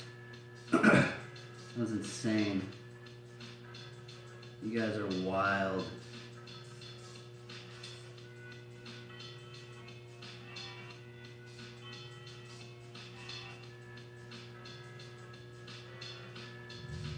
What's up, Maddie? My bad, dude. I haven't been looking at the chat. What you up to, bro? If you're still in here, my bad, dude. Apologize. I'm just chilling out, dude. I just saw your message in there. Has it been up there for a long time? Did you say that for a while, or did you just put that in there? Because I was on Instagram. Stuff.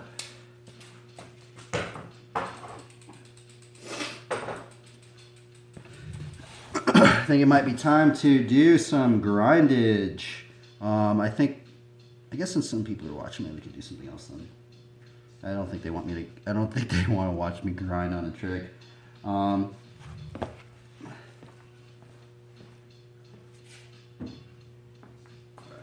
guess we could keep practicing what I was practicing. The hang 5 to squeaker, backwards hang 5, no hander.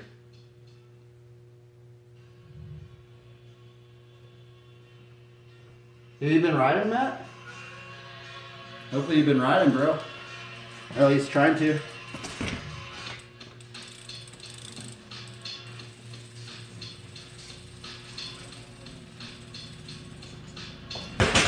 Didn't make it.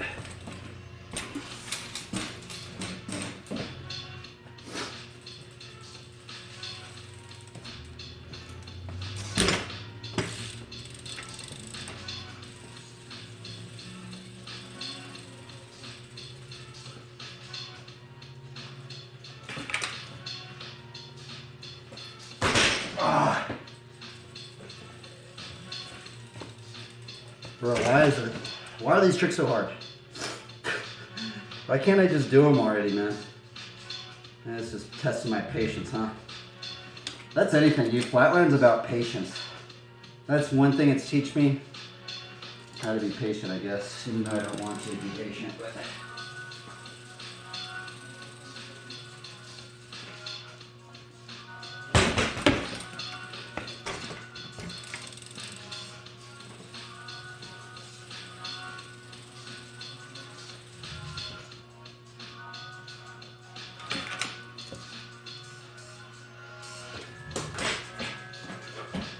That was the one.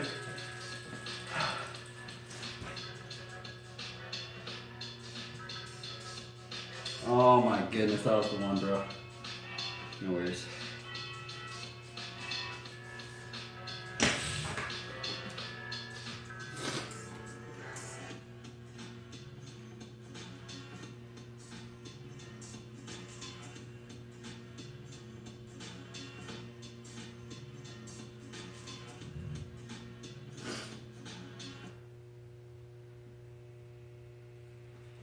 That was the one, and it got rejected.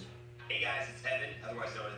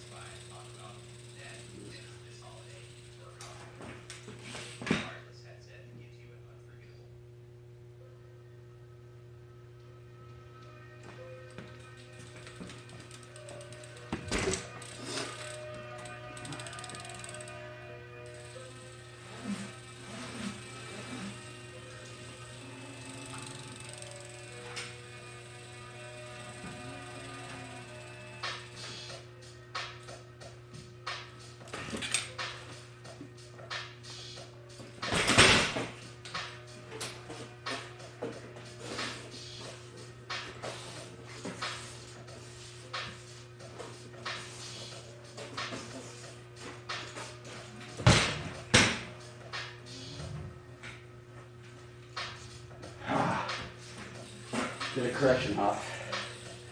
I think I'm starting to get the records. Like I'm doing the no hander a lot more, huh? Than usual.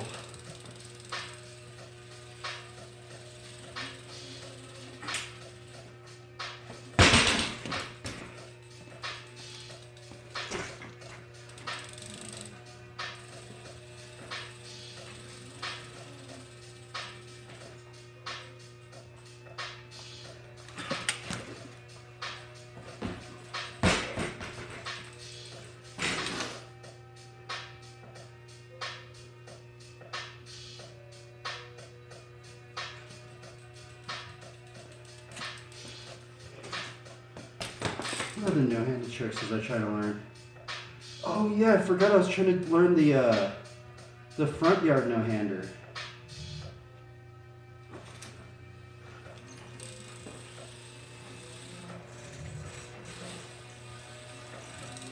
I've been practicing these.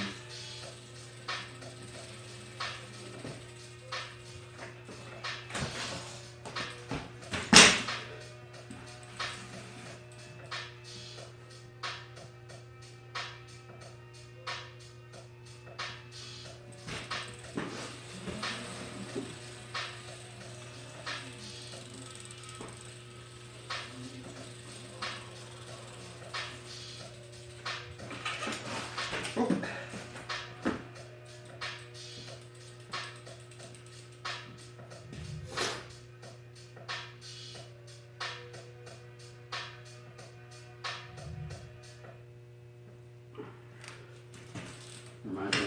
I need to go get some water actually. I'll be right back.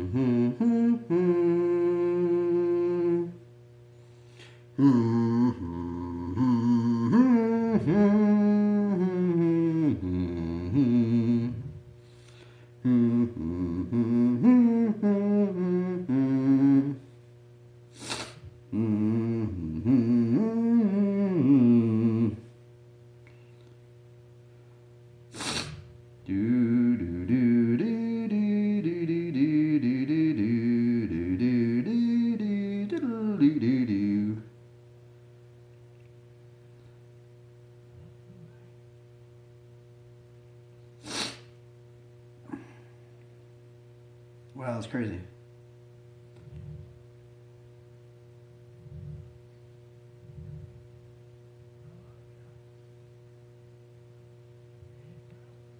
Holy Toledo.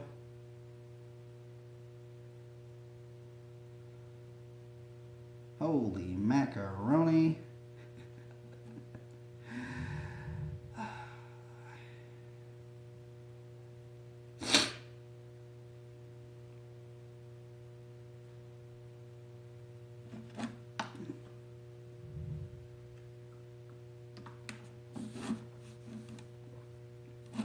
Transcend.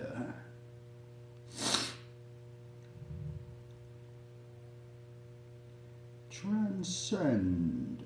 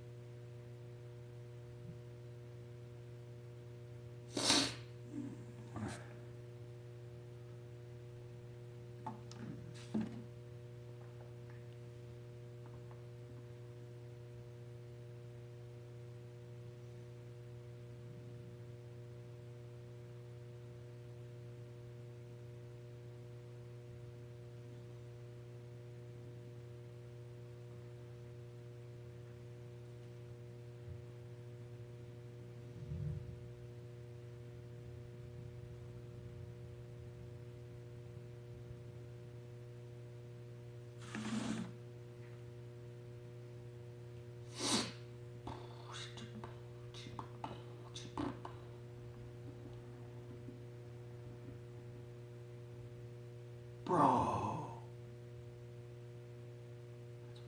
Dude, that would be such a cool mod.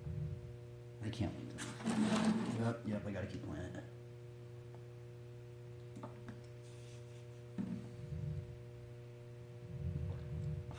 Thunder Fury. Thunder, thunder, thunder, thunder cats. Thunder, thunder, thunder, thunder cats. Oh wait, somebody's watching me. Oh man, these streams are so crazy, man. Sorry, I'm just messing around. We're just hydrating up right here, okay? Oh man. Let's what was I gonna do? Oh yeah. Let's try and attempt to do the swivel to under, or fire hydrant swivel to under. That's what we're gonna attempt. If you have any tips on what I am doing wrong, I'd love to hear it. Okay, so fire hydrant, swivel to under. Thunder, thunder, thunder, thunder cats.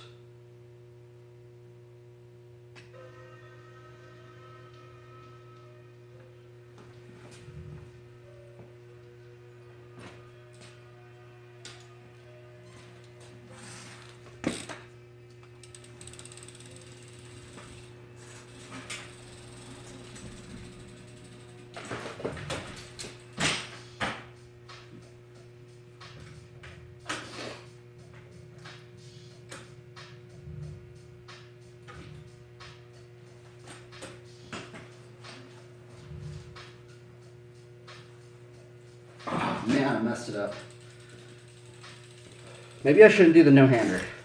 Should I do the no-hander? I guess I should. It's kind of like a crossing trick. Might as well put some sort of crossing trick in there, huh?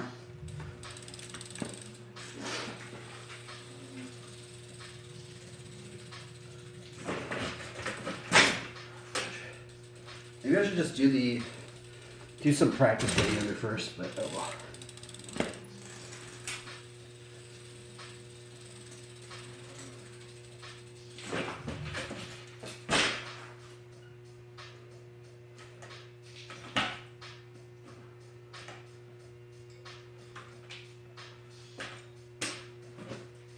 Why is this not working?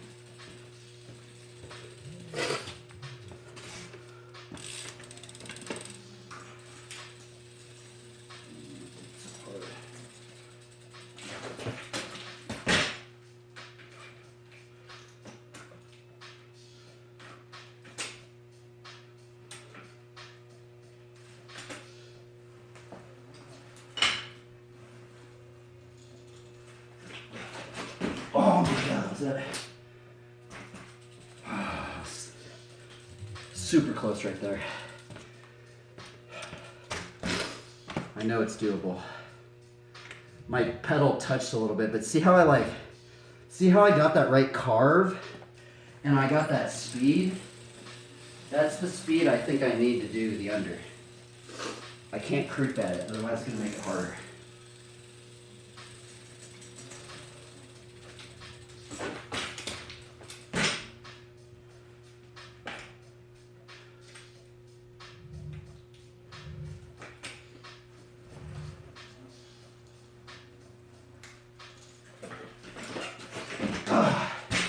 Darn.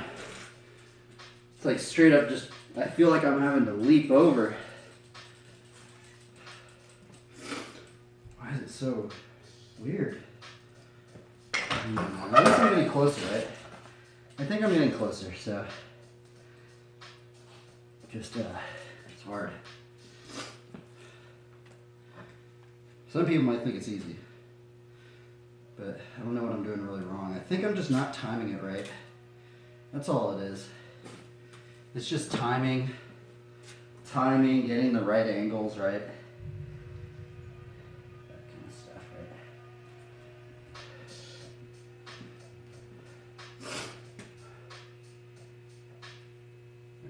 right? I kind of feel, man, I've been after this one for a while though. Actually, it's been like, what? A week and a half? I haven't landed it? So weird because I thought this combo I was going to land the first day. I literally thought I was going to land it first day. I was like, bro, this is going to be easy. A week later, here I am. Trying to land it.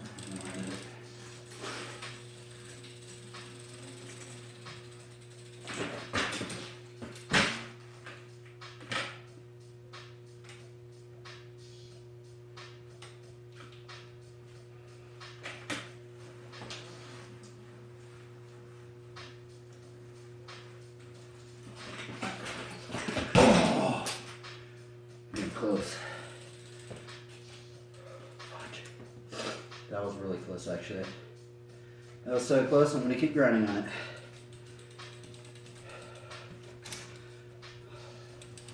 I'm like, I need to do it like 5% more.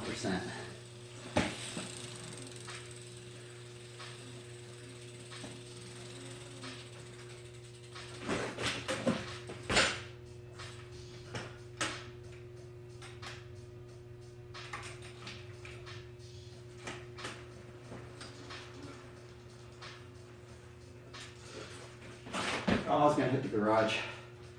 Need to be over. The problem is that I did too close to the garage. I'm going to hit the garage and go full on for it. It's fun. It's a weird feeling trick. I'll give it that. It's very, very strange. Like, it feels like, it just feels so weird. It just feels like all these combinations of tricks, they all feel different, you know?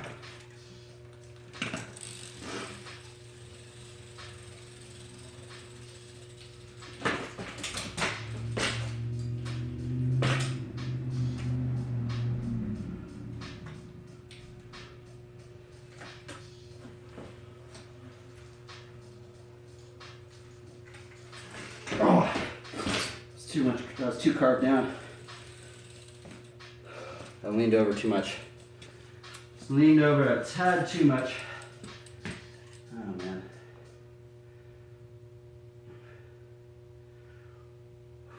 I can land it. Somebody out there. I know there's somebody out there that's like, bro, that thing's easy. I know there's somebody out there that's like, bro, I landed that in 2 tries, bro. I landed that first tee. I'm like, bro, I've been sitting here for a week trying it. I don't know what I'm doing wrong.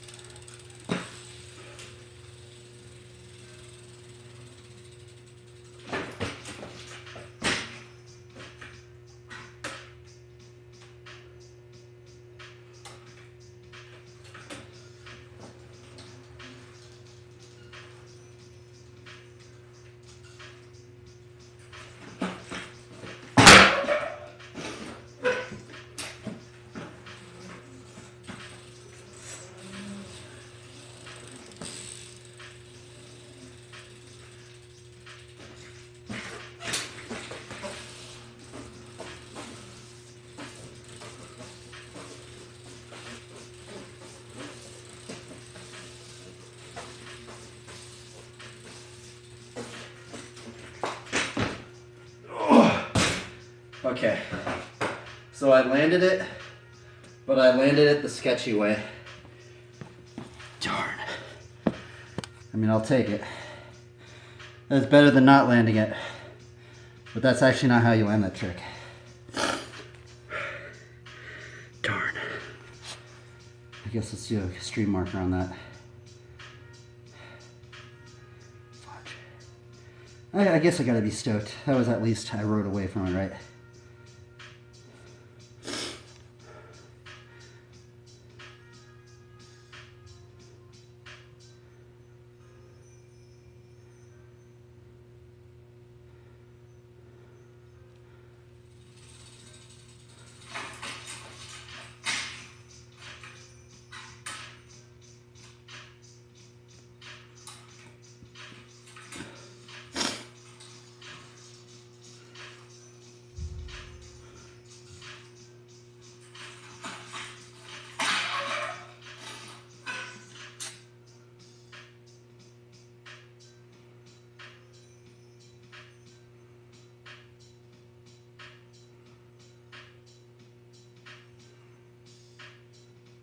Brutal.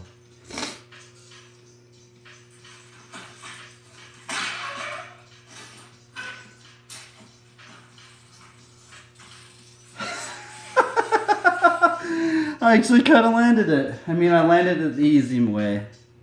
At least I landed it right. That's something. That means we gotten a little bit closer. That's not how it's originally supposed to be landed, though. But oh well, we'll take it. That's better. That's better than not landing anything today. Wow, what was that? That was crazy.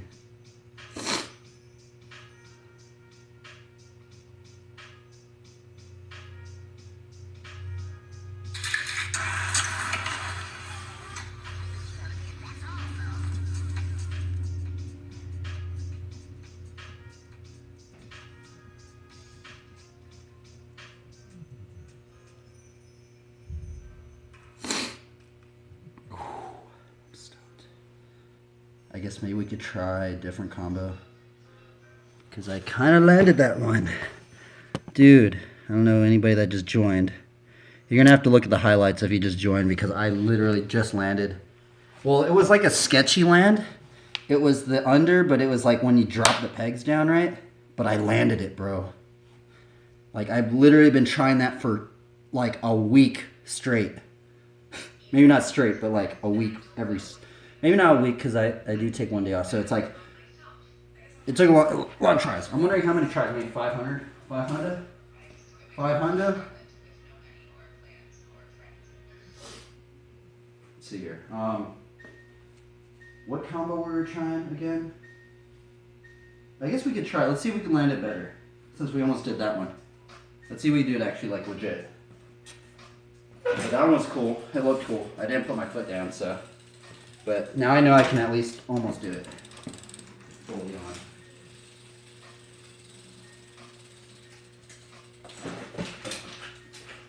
Oh. Caught it wrong.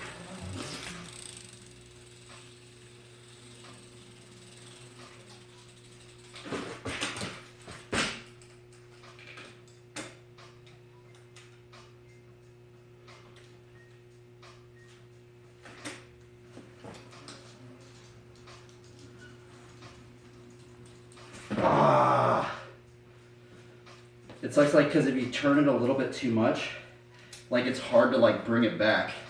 You gotta like keep it in this little like, but if you turn it too much, then the bike wants to go like this, you know? So there's like this little like, and if you turn it too much that way, it just like, I don't know, like, doesn't work. You gotta keep it in that little range.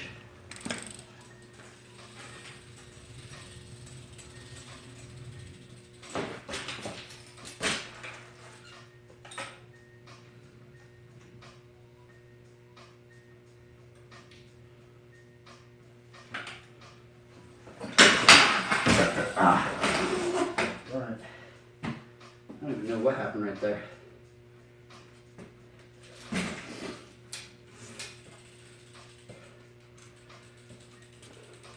Should I keep trying this? I kind of just landed it. Let's give it 3 more attempts. If I don't land it 3 attempts, we'll move on.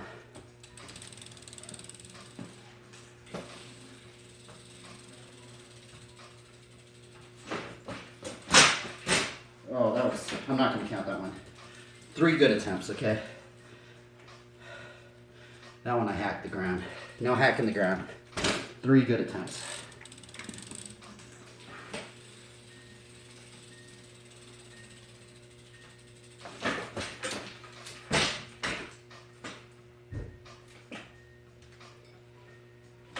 Oh, it's not a good one. I need to change the song.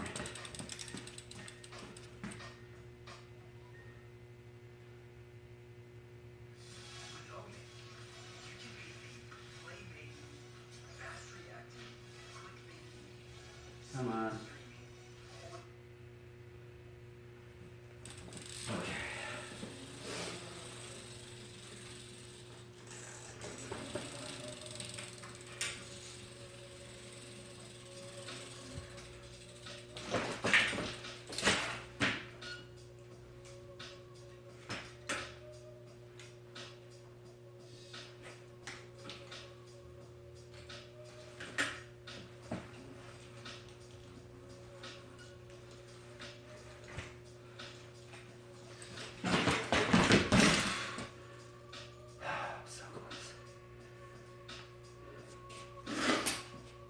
That thing takes it out. That's like a workout right there. That trick literally almost feels like rock climbing. I'm just rock climbing over my bike. As if you're feeling like some sort of grade or something. Okay, that was one. Attempt one. I almost did it right there. Got two more.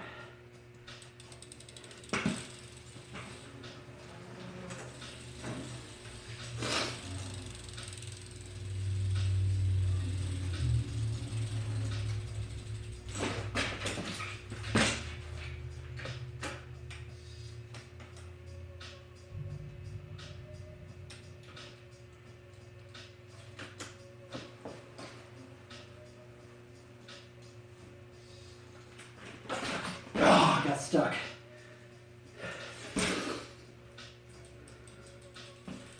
Darn, man. If I had a smaller frame, dude, once I get a smaller frame, trick's getting knocked out of the park, bro. Dude, if my frame is smaller, if I had like a little bit smaller bars, I think, trick would be so much easier. Okay, I almost landed it.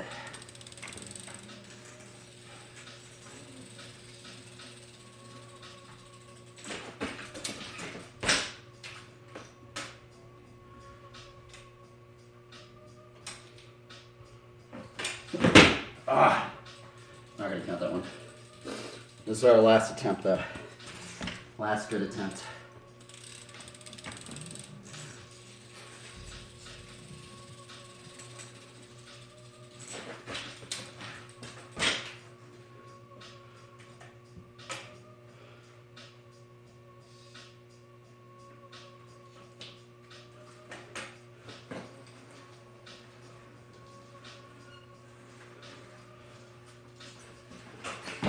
Nope, I guess not. Crazy, bro. All those attempts and I only land one. That's crazy, bro. I'm either really bad at that trick or it's just hard for me. Oh, man. Is this the one that I landed? I need to make sure it is so I don't delete it. Yep, it is. Okay, let's delete this video then. Boom, delete. All photos, albums, recently deleted. Select, oh my goodness, look at that. Delete D, delete 3 items.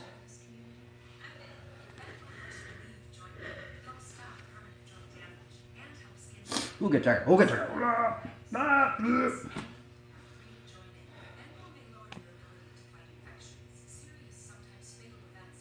What are you doing, huh? Oh, that's so funny. Oh, man. Sure. What is this? Who about that guy?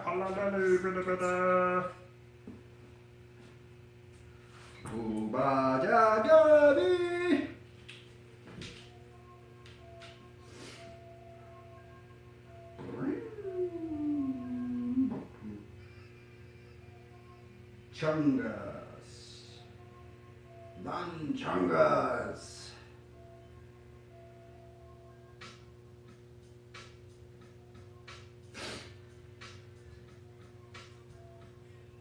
Woo! Let's go get it! Oh my goodness.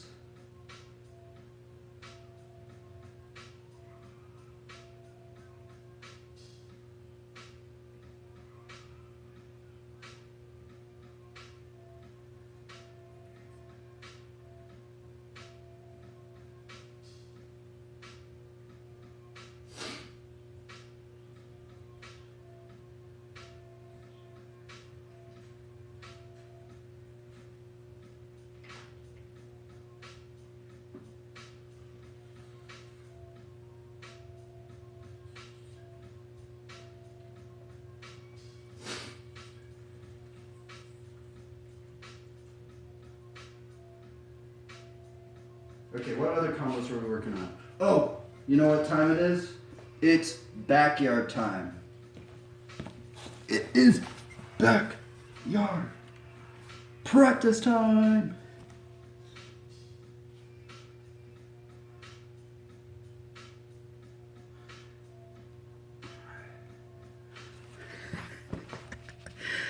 Oh, goodness. Okay. Will the backyard be landed today? This trick has been... Now, this trick is actually harder than the trick that I've been trying. The trick that I just landed, the combo that I just landed, I know that this trick is harder than that one. Because I've only landed 2 of these in almost 2 years. So, maybe a year and a half.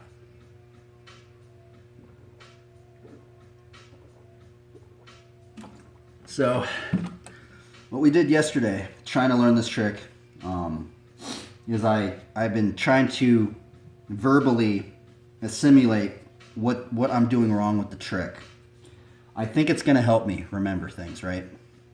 I think it's going to help me step back a little bit, kind of breathe it out, and focus more on it. Because what ends up happening for this trick in particular is that I'll go into it, right? And I just keep doing it. Boom, boom, boom, boom, boom. I just keep going after it. And the problem is I start getting tired. And the thing is that so what I've been noticing about this trick in particular is that it seems like the first 5 attempts are my best attempts because I have the most zeal, the most energy. We're going into it, right? And then the thing is like there's almost like this mental cloudage that there's no cloudage right now. We're starting from scratch again, a new day. And then the more I do it, just more clouds just start coming in, right? And then I start getting to this point where I'm just like, I'm not gonna land this. Why am I even doing this? So we're starting from square one, right? Okay. I mean, not square one, but starting from the point where you're talking about.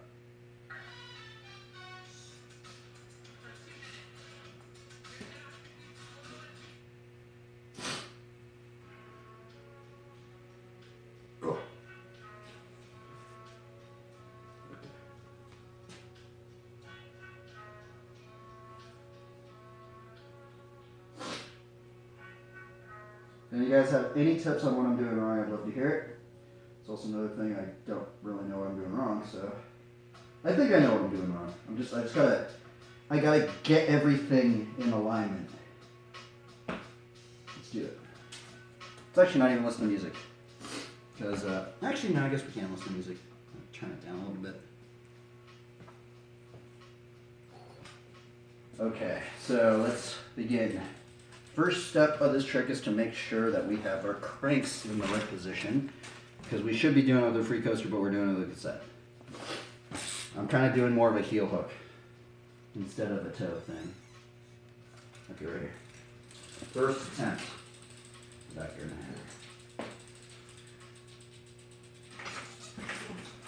now. Okay, alright, that was alright. I kind of hopped. The thing is, if you hop, that's what I did. I hopped, and you see how my momentum just kept going forward and stay on the bike. That's what happened. You kind of have to like ease into it a little bit.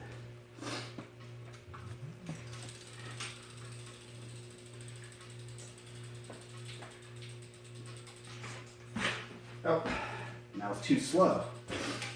We went from too fast to too slow. Now we got to find that range right in the middle.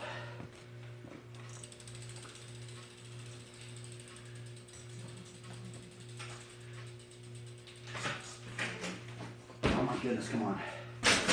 Okay, I'm not going to get frustrated. This trick can get frustrating.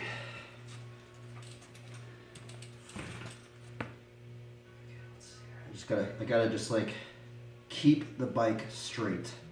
The more I lean it, the more I rock it back and forth, the harder it's gonna be. I gotta just keep it straight as much as I can.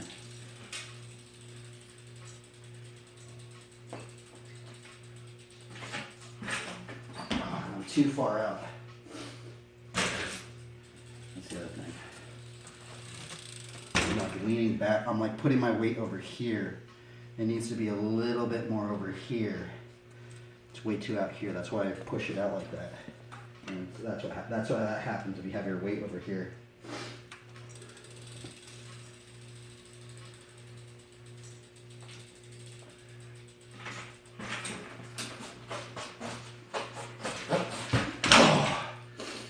That was almost going to be it. And you see what ended up happening? I rocked my bike on the side over here. Just a little bit. It's just so subtle.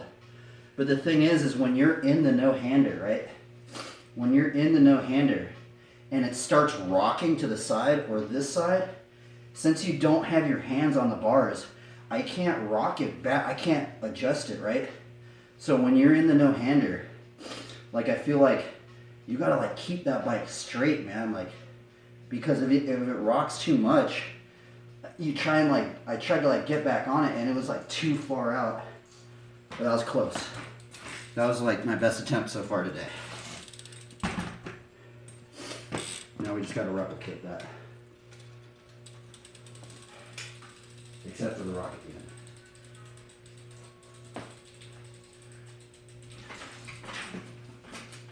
Okay, see that one? I was too far down like that. It's just hard to like bring it back up and like do the balance. So weird, dude. This trick is so weird. It's frustrating. But it's okay. It's fun. It's like fun, but it's frustrating, right? It's just frustrating kind of knowing I'm not going to land today. I'm probably not going to land it today, but you just kind of have to accept that fact that you're not going to land it for a long time and just keep practicing it. I think that's the hardest thing. You just got to accept that you're not going to land it. And you just got to enjoy trying to learn it, right? You have to enjoy trying to figure out this puzzle.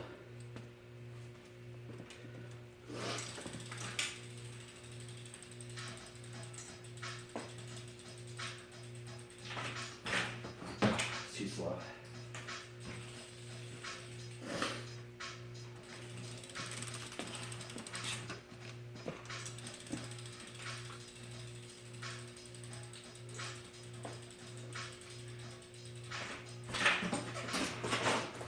I messed up one scuff. See that? So what happened? What went wrong right there? I did too much of a scuff like that, and my foot went off. Literally, probably just like that much. And the thing is, when I brought it back to try and do another scuff, the bike already went down. And I can't, and it's just like, there's this range of like, you have to keep your front wheel like in this range, because if you get too far down, you can't correct it, right? But there is a range where you can correct it with the scuff, right? But if you get too far in that range, you can't correct it. So there's all these little levels, right? So there's the levels of keeping your bike straight like this, right? Then there's the level of how fast you do it, where you put your body weight, how much you scuff, you know? It's crazy. The pressure of the scuff as well.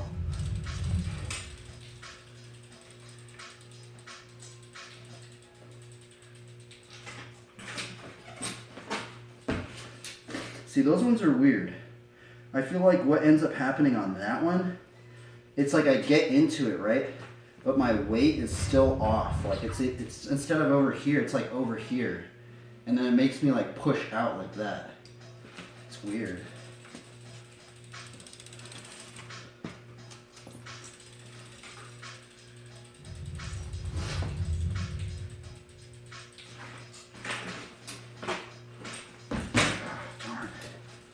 How do people do it, bro? Like, this trick is really hard for me. I literally have no idea how they do it so easy. Maybe it's my bike geometry. I think it, at this point it might be my bike geometry, but that's the weird thing is I almost landed it, right? So like, I know I can do it. I have landed 2 of them on this exact bike, so I know it's doable. But I think there has to be something with the geometry, man. Because it seems like they're doing it oddly easy, like they're not struggling.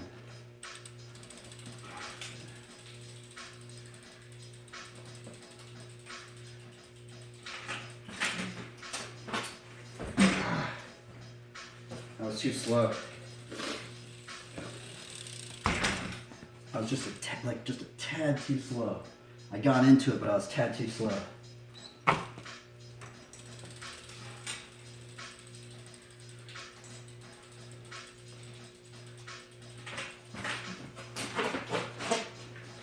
Darn. honestly, that one I don't even know what happened. I think I just messed up a scuff.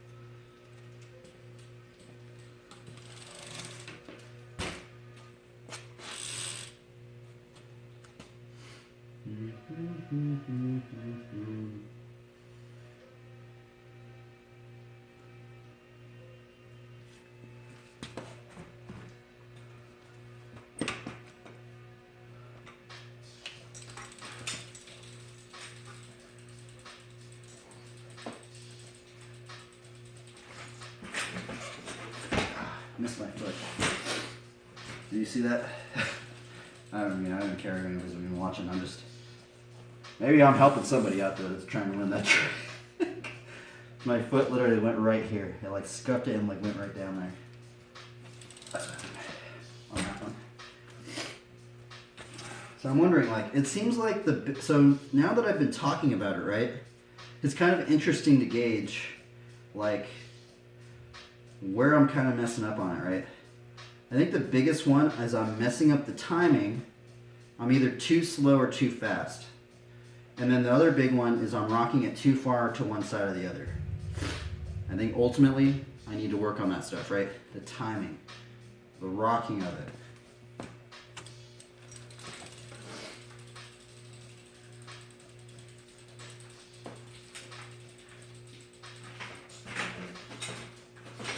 Oh, that was weird. You see that one? That one was strange. I like stalled it out. Like my body weight was like over the wheel, and it almost like I stalled it for like a second right there. It's really strange.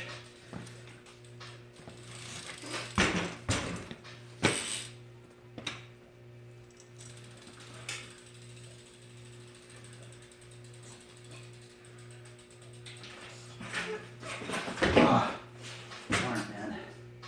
Dude, this trick is brutal.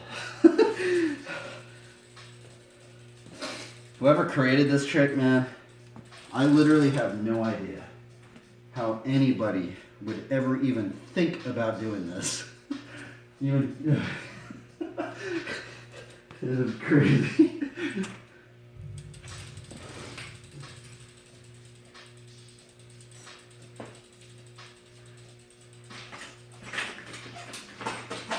Oh, darn it. Okay, I put my weight in the wrong position. I also took my hands off too fast. So that's another thing. You kind of have to like set it in place, get it straight, and then you can take your hands off, right? That one I was too quick on the draw. I like wanted to let go of my hands, but my bike position was in the right place, and then my bike wanted to go out under me like that, right? No, no good. No good.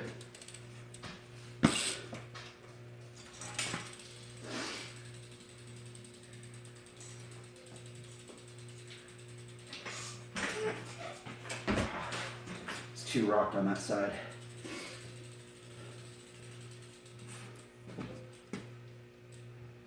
People probably think I'm crazy. Oh well. Hopefully I'm helping somebody out. I mean, maybe nobody wants to learn this trick. Maybe this is the reason why there isn't a how-to on how to do this trick.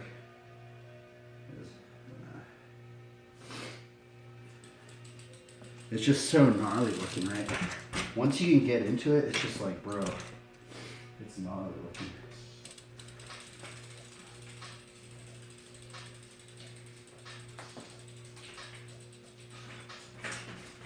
Oh my goodness, bro. I feel like now I'm losing steam. Here's the thing, right? I've got one good one, right? One good one out of all these attempts. Come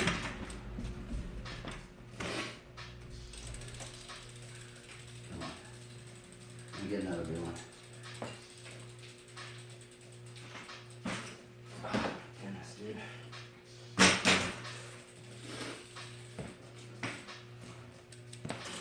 I have to move on pretty soon here. I'm losing steam.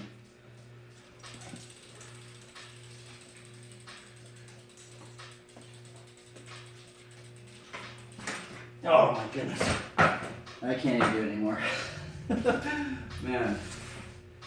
This trick is brutal. Anybody out here that knows how to do it, you guys are crazy. Yeah, I'm like flat out, you guys are gnarly. I don't know if I'm just doing it completely wrong. I don't know if it's my bike geometry. I don't know if it's just me. That trick is freaking hard. That one has been haunting me for a year and a half.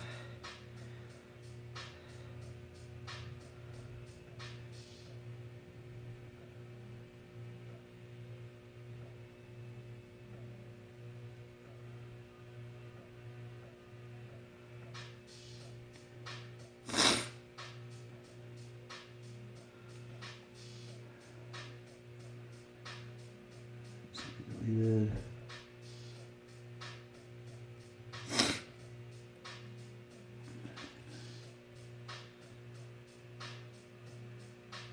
Oh my god, that was crazy.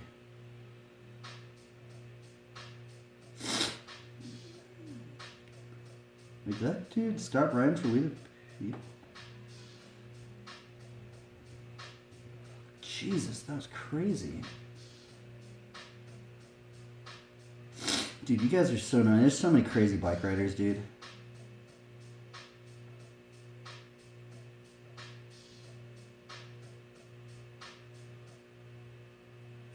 It's so weird, like, seeing everybody's style, right? Like, what they put time into. I'm really surprised. I'm like, that's very interesting that you wanted to learn that trick.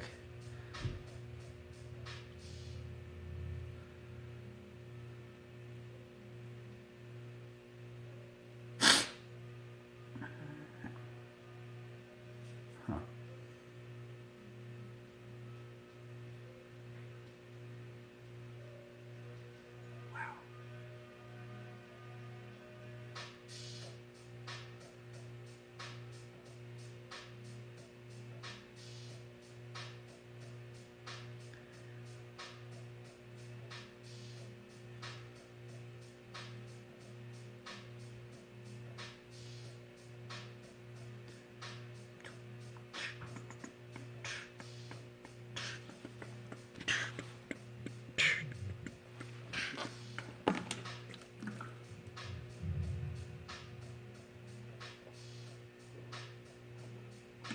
Man, I feel so much better. Just staying hydrated. So good.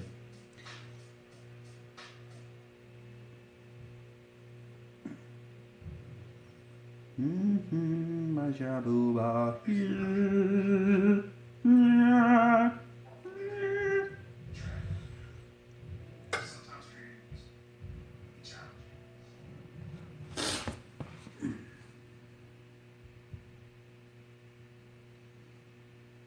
Just give me an idea. I need inspiration.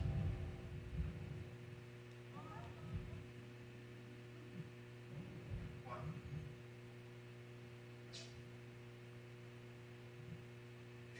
It's an instrument that creates endless possibilities. Arcade gives you unlimited access to everything, even when you're just trying it out. There's so many ways to use arcade. Like any other song, you might start with a sample.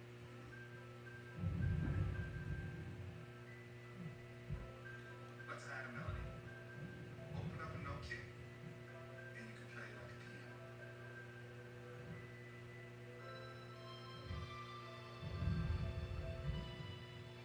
Now check out these chords.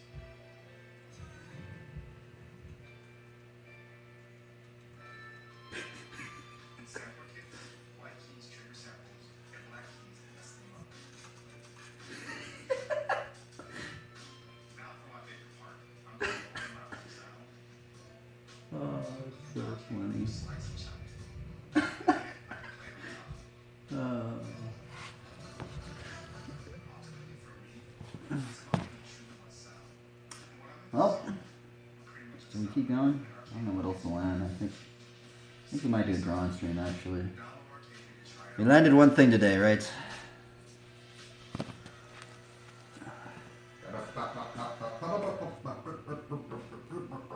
Oh no, we actually landed two things today.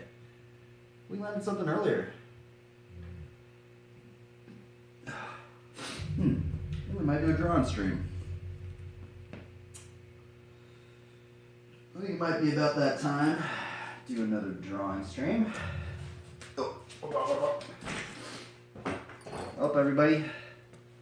Anybody that watches these, I have no idea who really watches these except for a couple people. Okay. Let's read a Bible verse and we'll end the stream here. Let's see here.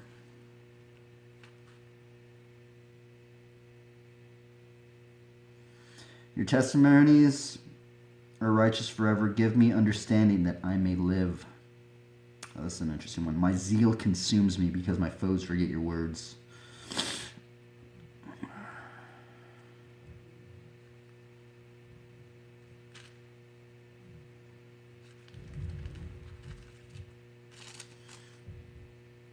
Do not neglect to show hospitality to strangers, for thereby some have entertained angels unawares.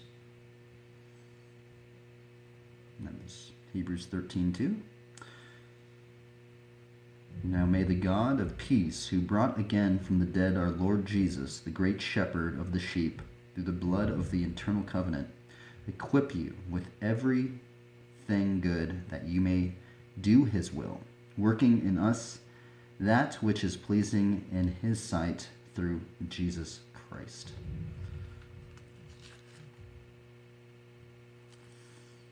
Well, that's an interesting one. Therefore, since we are surrounded by so great a cloud of witnesses, let us also lay aside every weight and sin which clings so closely, and let us run with endurance the race that is set before us. That's what we should look up. Doing things with more endurance. Endurance. Endurance. Okay, guys. Thanks for tuning in. I think we might do a drawing stream now. Farewell, everybody.